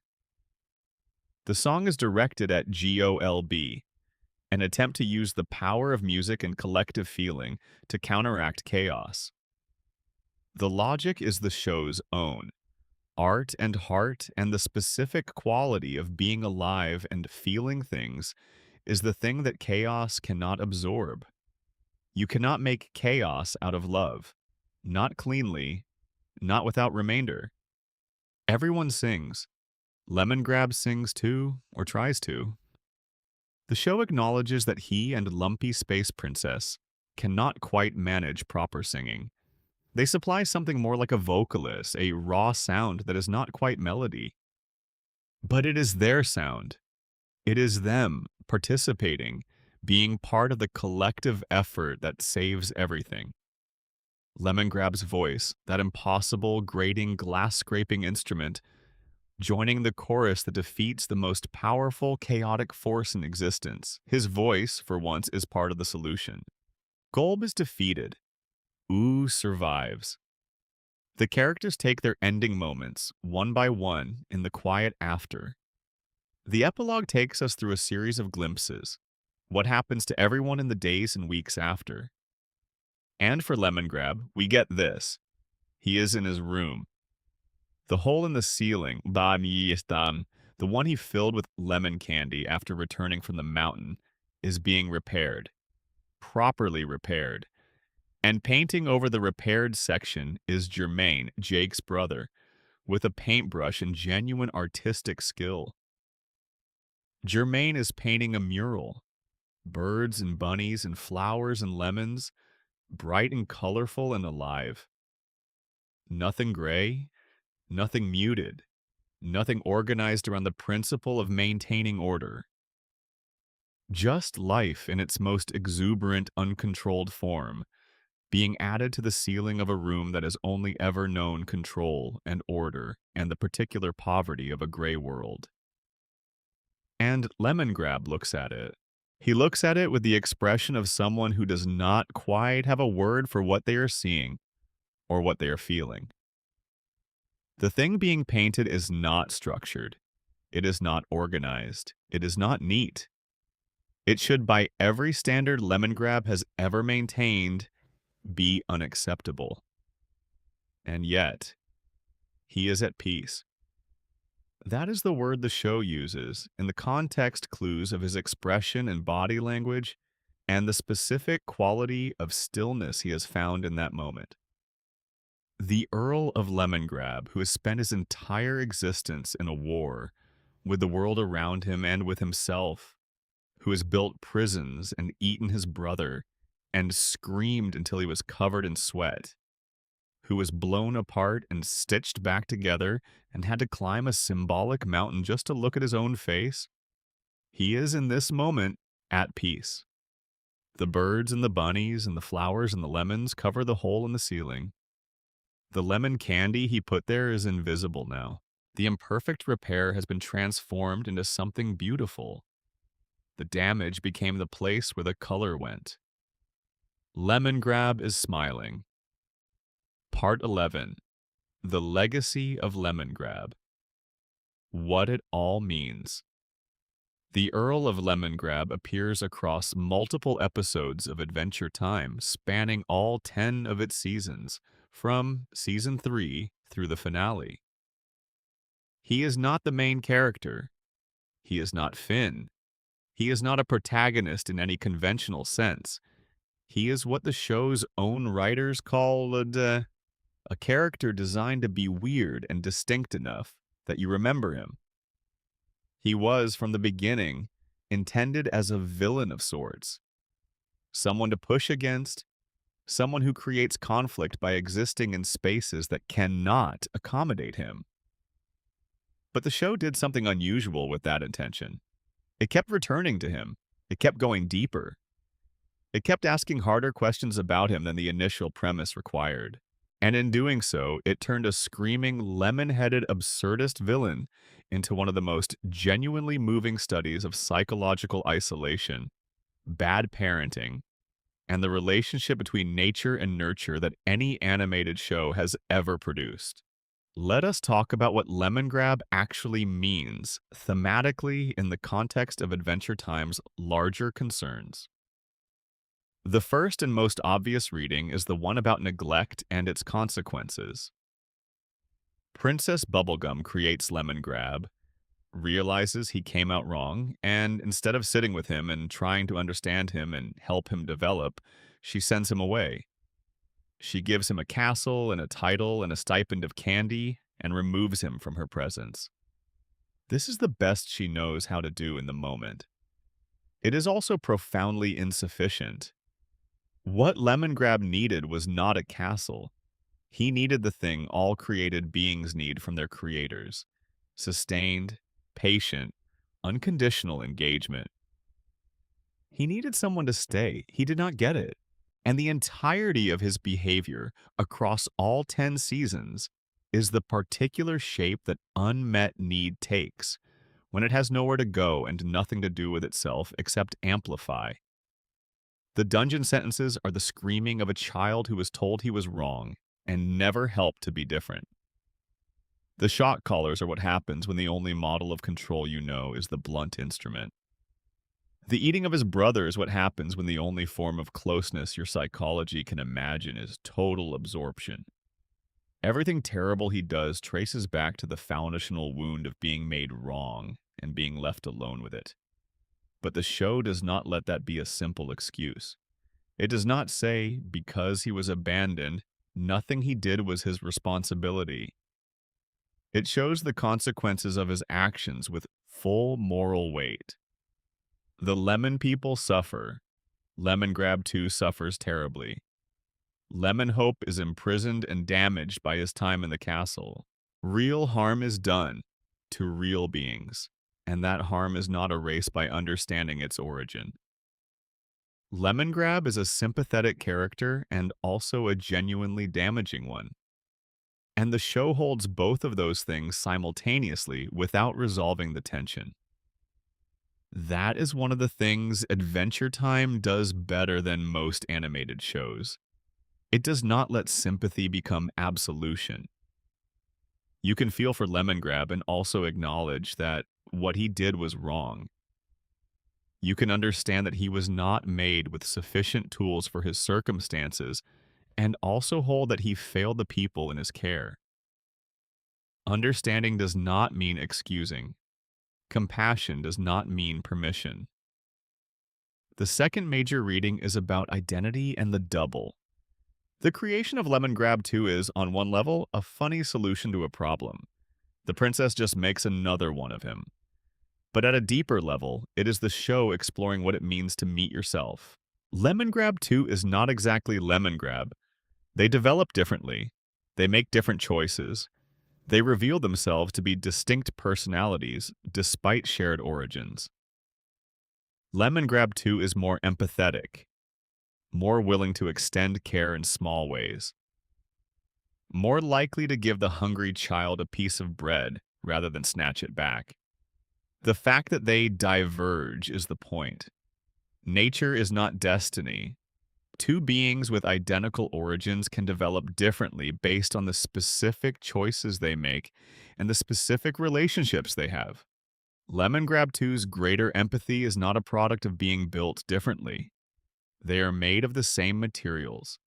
It is a product of the relationship they have with each other, and perhaps with the lemon children, and with their own choices over the years they spend together. The double becomes a mirror that shows what could have been.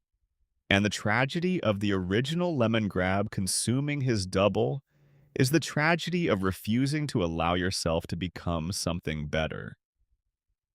There is also the reading about power and what it does to people who should not have it. This is an Adventure Time that is deeply interested in the relationship between authority and psychology. Princess Bubblegum's own rule is not without its shadows. There are episodes that implicate her in forms of control that edge toward the sinister. The Ice King's power is a curse that warps the person it was given to. Power in this world does not improve people. It amplifies them. It makes the existing structure of who you are larger and more consequential. Lemongrab with no subjects is a screaming man in a chair. Lemongrab with a castle full of subjects is a totalitarian nightmare. The power did not create his pathology, but it gave his pathology a stage, and it gave it a captive audience. IBA stage, and it gave it a... There is the question of what responsibility looks like across the entire arc. Princess Bubblegum keeps trying to fix him, and she keeps doing it in the wrong way. She sends people to his castle. She creates a twin. She erases his memories. She stitches him back together after he explodes. Every intervention is pragmatic, logical, problem-solving, and every intervention fails to address what is actually wrong, because what is actually wrong requires something she is not able to provide. You cannot engineer your way past the need for genuine love. You cannot optimize away the wound that comes from never being unconditionally accepted by the person who made you. By the end of the show, Bubblegum has stopped trying to fix Lemongrab and started trying to accommodate him. In the episode Diamonds and Lemons, she introduces him to Marceline. She speaks to him with something that reads more like gentleness, more like actual acknowledgement of who he is rather than what she wants him to be. It is not a complete transformation, But it is something. Small and late and imperfect and real. Then there is the spiritual dimension, which the mountain engages with most directly. Lemongrab's journey up the mountain of Matthew with its imagery borrowed from mystical tradition, the mirrors, the ego death, the false prophet who offers peace through erasure, the choice to remain yourself even when yourself is a painful and difficult thing to be. This is Adventure Time at its most philosophically ambitious. The show is asking whether the self is worth keeping even when it hurts. Whether identity, with all its specific suffering and failing, is preferable to dissolution. Lemongrab's answer is yes. He chooses the pain. He chooses to remain Lemongrab rather than becoming nothing. And the show endorses this choice. The insight is not that he becomes someone different. It is that he becomes more authentically, fully himself, without the distortions that power and isolation and unprocessed grief had added to the original shape of his personality. He is still Lemongrab 3. He still yells. He still conducts dinner with one bite per person. He still organizes his world around control. But the control is lighter now, less fearful, less compensatory. The thing underneath the control is not rage and terror anymore. It is just the particular character of a being who needs order. Because order is the closest thing his architecture has to peace. He found his peace. Not a clean, comfortable peace. Not the peace of someone who has healed completely and arrived at wisdom. The peace of someone who has been through more than most beings, survive and is still here. Still himself, still looking at the colorful mural on his ceiling and finding it acceptable. What does Lemongrab teach us? He teaches us that some people are made wrong and the world does not know how to hold them. He teaches us that loneliness, over long enough periods, will distort a person into shapes they were not meant to take. He teaches us that the child who needed warmth and did not receive it will spend their entire adult life building elaborate systems to compensate for the warmth they never got, and those systems will fail and hurt people and eventually collapse. And the child will still be there underneath the rubble, still needing what they needed at the beginning. He teaches us that creators are responsible for what they make, even when they did not intend to make it wrong, even when they do not know how to fix it, even when fixing it is beyond their current capacity. The responsibility does not go away because it is difficult to meet. He teaches us that two versions of the same person can become fundamentally different, which means that who we are is not fixed at our creation. That the choices we make in relation to others, whether to give the hungry child the bread or take it back, shape what we become in ways that the original blueprint cannot fully determine. He teaches us that sometimes the person inside the monster is still there, still reaching, still asking for help, in the only language they have available to them, which is chaos. And he teaches us something about the specific quality of being found acceptable. Not wonderful, not necessary, not the most important person in the room, just acceptable. Just, I see you. You are here, this is okay. How much a person who has never been told they are acceptable can receive from that single word? How much can change when the verdict shifts from the endless string of unacceptables to the first, fragile, enormous? This is okay. Castle Lemongrab stands. The mural is on the ceiling. The birds and the bunnies and the flowers and the lemons are all there, permanent and bright, painted over the hole that used to be there, over the lemon candy he filled it with, over the imperfect repair that preceded the beautiful one. 1,000 years from now, Lemonhope will come back and find the castle empty and quiet. He will lie down in his old room. He will close his eyes and smile. The castle will be still, not the stillness of loneliness, a different kind of still, the kind of still that follows completion. Epilogue. The sound of one lemon screaming. There are characters in fiction who stay with you not because they are aspirational, but because they are true. Lemongrab is one of those characters. He is not who we want to be. He is often who we fear we might be. The version of ourselves that is too much, too loud, too needy, too specific in our wrongness to ever fully be accepted by the world around us. He is the person who says the wrong thing every time, who drives people away with the same quality that makes them want to come closer in theory, who builds their loneliness into walls and then screams at visitors from behind those walls, who absorbs the only love they have ever received because letting it exist separately from them is too frightening. He is the person who was made by someone else and never got the instruction manual for how to live in the body they were given, who spent their entire existence trying to figure out a puzzle that was missing several key pieces from the beginning. Adventure Time had the courage and the compassion to follow this character all the way through, to show his creation and his first tantrum and his loneliness and his strange, sweet happiness with his twin and the corruption of that happiness and the tyranny that grew from it and the fall and the reconstruction and the mountain and the mural. To show every stage of a life that was not built on a stable foundation and trace how it navigated the ground nonetheless. The show ends. The universe of Ooh continues in the 1,000-year forward flash with Lemonhope closing his eyes in a room that was made for him, in a castle that stands. The adventure continues with Beth and Shermie picking up the sword and striking the pose. The world keeps going, and somewhere in those 1,000 years, the Earl of Lemongrab lived his life. Probably screamed a lot. Probably made his kingdom do dinner one bite at a time. Probably stared at the colorful mural on his ceiling on quiet nights and felt something he did not have a word for. Acceptable.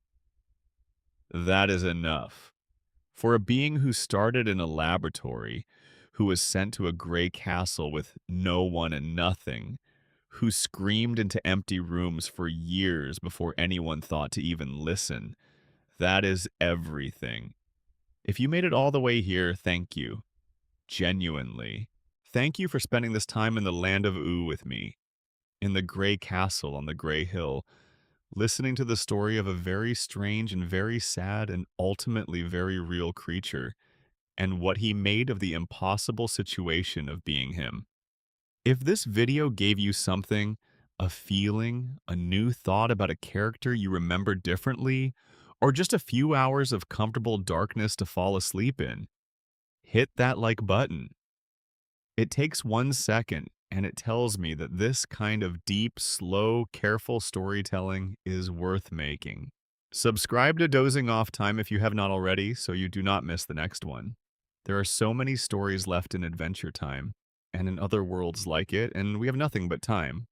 Sleep well, and keep the lemon candy in the ceiling.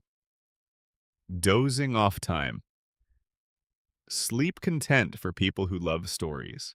A final note on finding yourself in the Earl of Lemongrab.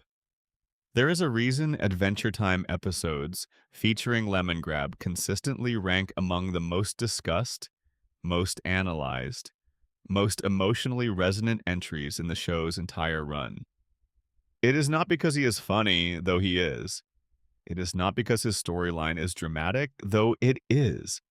It is because people recognize him. Not necessarily as a cartoon character, not as the specific lemon-headed screaming earl of a fictional kingdom, but as a shape of experience. The person who is too much. The person who cannot read the room no matter how long they sit in it. The person who wants desperately to belong somewhere and keeps accidentally destroying the belonging every time they get close to it. The person who builds their loneliness into walls and then wonders why nobody can reach them. The person who received, from wherever they received their shape, an architecture that does not map cleanly onto the world's expectations and has been paying the cost of that mismatch every single day since. Not everyone who loves Lemongrab is neurodivergent. Not everyone who cries a little at "you made me" or "too old" has a clinical history that maps onto his specific configuration of difficulties, but a lot of them are and do. Adventure Time was a show with a substantial audience of people who found in its characters a kind of honest representation of inner lives that most media does not know how to show. The Ice King's dementia, Simon's tragic sacrifice, Marceline's complex grief and her difficulty with intimacy, BMO's uncertain gender and joyful refusal to be one thing, and Lemongrab's specific, particular, exhausting wrongness in the world. The character does not ask us to fix him. The show does not pretend he can be fixed in any conventional sense. It does not produce an episode where someone teaches him the right way to be in the world, and he simply learns it and becomes different. His growth is partial, asymmetric, genuine, hard-won, and still incomplete at the end. He is, when the show closes, a better version of himself than he was, but still unmistakably, irreducibly himself. Still screaming, still structuring his world around rigid routine, still living in gray walls and eating one bite at a time, just at peace with it in a way he never was before. That is the kind of representation that means something. Not the story of the difficult person who learns to be easy, the story of the difficult person who learns to be more fully, more honestly, more peacefully difficult. Who finds the version of their own nature that they can live with? Who stops fighting their fundamental architecture and starts building within it instead? The mural goes on the ceiling because Lemongrab finally has enough stillness inside him to let something beautiful land.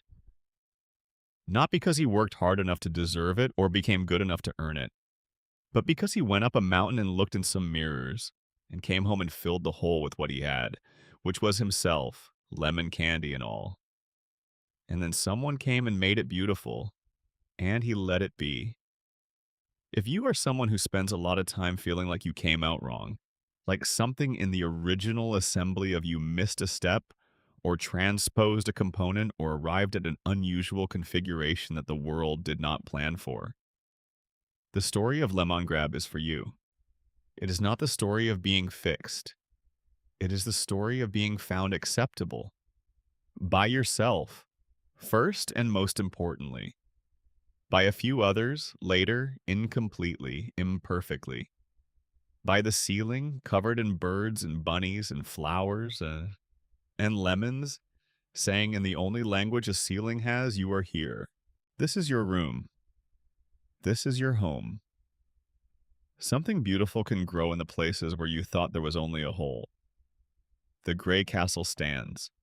The lemon people sleep on command and wake up and work in the fields. The Earl is in his room. The mural is on the ceiling. Somewhere in the 1,000 years before Lemonhope comes home, all of this continues. The routine continues. The small daily rituals continue. The life that Lemongrab built from the pieces of two broken selves continues, getting marginally better, in ways that are too small to notice from the outside but enormous from the inside, the way all real change is. He screams, sometimes, because he is still himself, and screaming is the language of himself. But the screaming means less than it used to, or it means something different. It is not the scream of someone who has no other option. It is the scream of someone who knows they are alive and is saying so at full volume, which is the only volume available. Unacceptable, he says, and then acceptable. And then the lights go out, and the lemon people sleep, and the castle is quiet. And somewhere in the quiet, the Earl of Lemongrab, first of his name, third of his body, the loneliest creature in Oo who found his way to something like peace, rests in his gray room under his colorful ceiling, and is, for the first time in his long and terrible and somehow beautiful life, all right. Sleep well wherever you are watching from. The gray castle is warm tonight. The design language of Castle Lemongrab, a world built from the inside out. One of the most consistently underappreciated aspects of Lemongrab's story is the way the show uses his physical environment as a running psychological portrait. The design of Castle Lemongrab is not incidental. It is not generic fantasy castle imagery with lemon colors applied on top. It is, in every era we see it, a direct expression of the interior state of whoever is ruling it. When we first see Castle Lemongrab in Too Young, it is established as a distant, gray, slightly bleak structure on a hill. We do not see the inside at this stage, but the outside is informative. It is not hostile. It is not dangerous looking. It is just extremely comprehensively dull. The gray is complete. There is no ornamentation, no color, no architectural flourish that suggests any aesthetic sensibility beyond the absolute minimum required for the structure to function as a castle.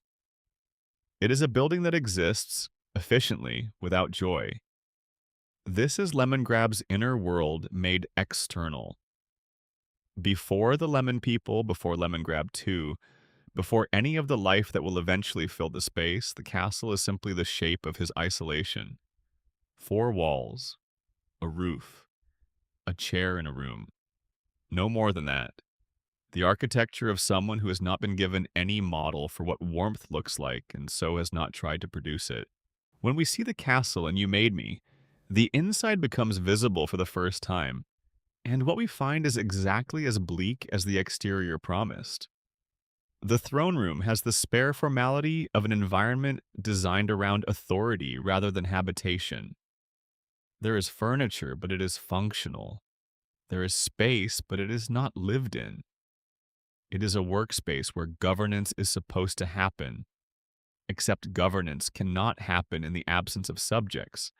So, what it is in practice is an empty stage with no actors and no audience. The detail of the catcher's mitts, discovered by Finn when he opens a door and finds a room containing only catcher's mitts on pedestals, is the first crack in the purely functional surface. Here is something that has no governance purpose, something that exists in the castle for purely personal reasons, which suggests that beneath the authority design surface, there is a private self trying to build something it cannot name. A room full of the equipment for a game that requires two people, in a castle that contains only one. After Lemongrab 2 arrives and the Lemon People are created, the castle transforms dramatically in All Your Fault. The cold, ordered space has become something much stranger, organic, cluttered with life, its walls and corridors now incorporating the literal body of Lemon John, who has grown large enough to distribute his organs throughout the architecture. The castle is no longer purely a human-constructed space. It has become a living environment. Something grows in its walls. Something breathes in its rooms. The place has been transformed from a space of absence into a space of teeming, chaotic, somewhat horrifying presence. This is what love looks like when it comes from Lemongrab. Not ordered beauty, not designed warmth, but life everywhere, complicated and impractical and overwhelming. He filled the castle the same way he fills every space he occupies, completely, immediately, with no restraint and no consideration for what the space could actually hold. The too old version of the castle is the most unsettling iteration. The architectural changes are visible from the outside now. The watchtowers, the barbed wire, the new barriers. The inside has become organized around control in the specific, efficient way of places designed to keep people in rather than to make people comfortable.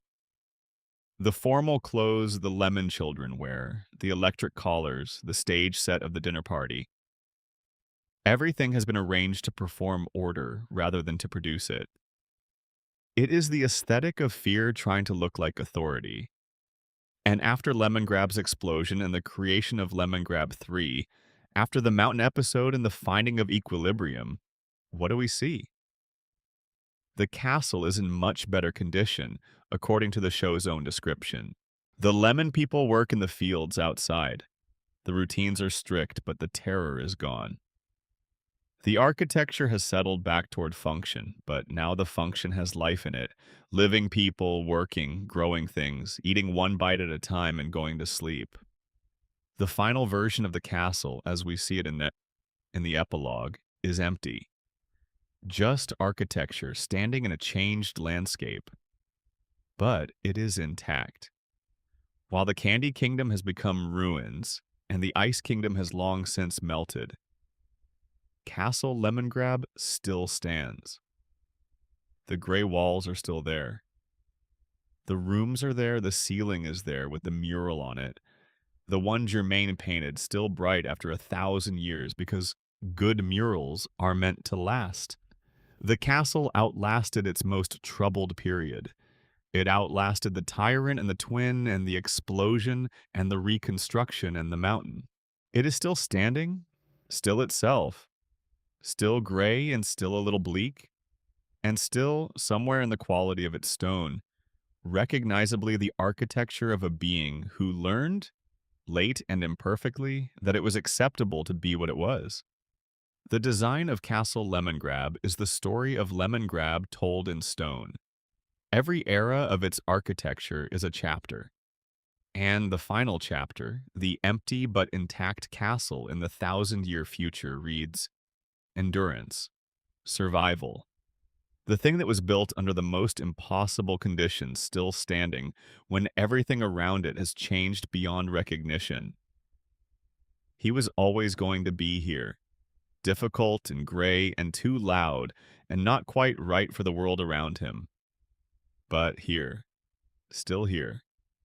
The Earl of Lemongrab endures, screaming softly into the future or not screaming at all now, or whatever form his existence has taken across 1,000 years that the show does not show us. The castle stands. The mural holds. The birds and bunnies and flowers and lemons are still there on the ceiling. Acceptable. More than acceptable. Something that was always here, always present, always exactly what it was. A lemon in a world of candy, finding its place at last.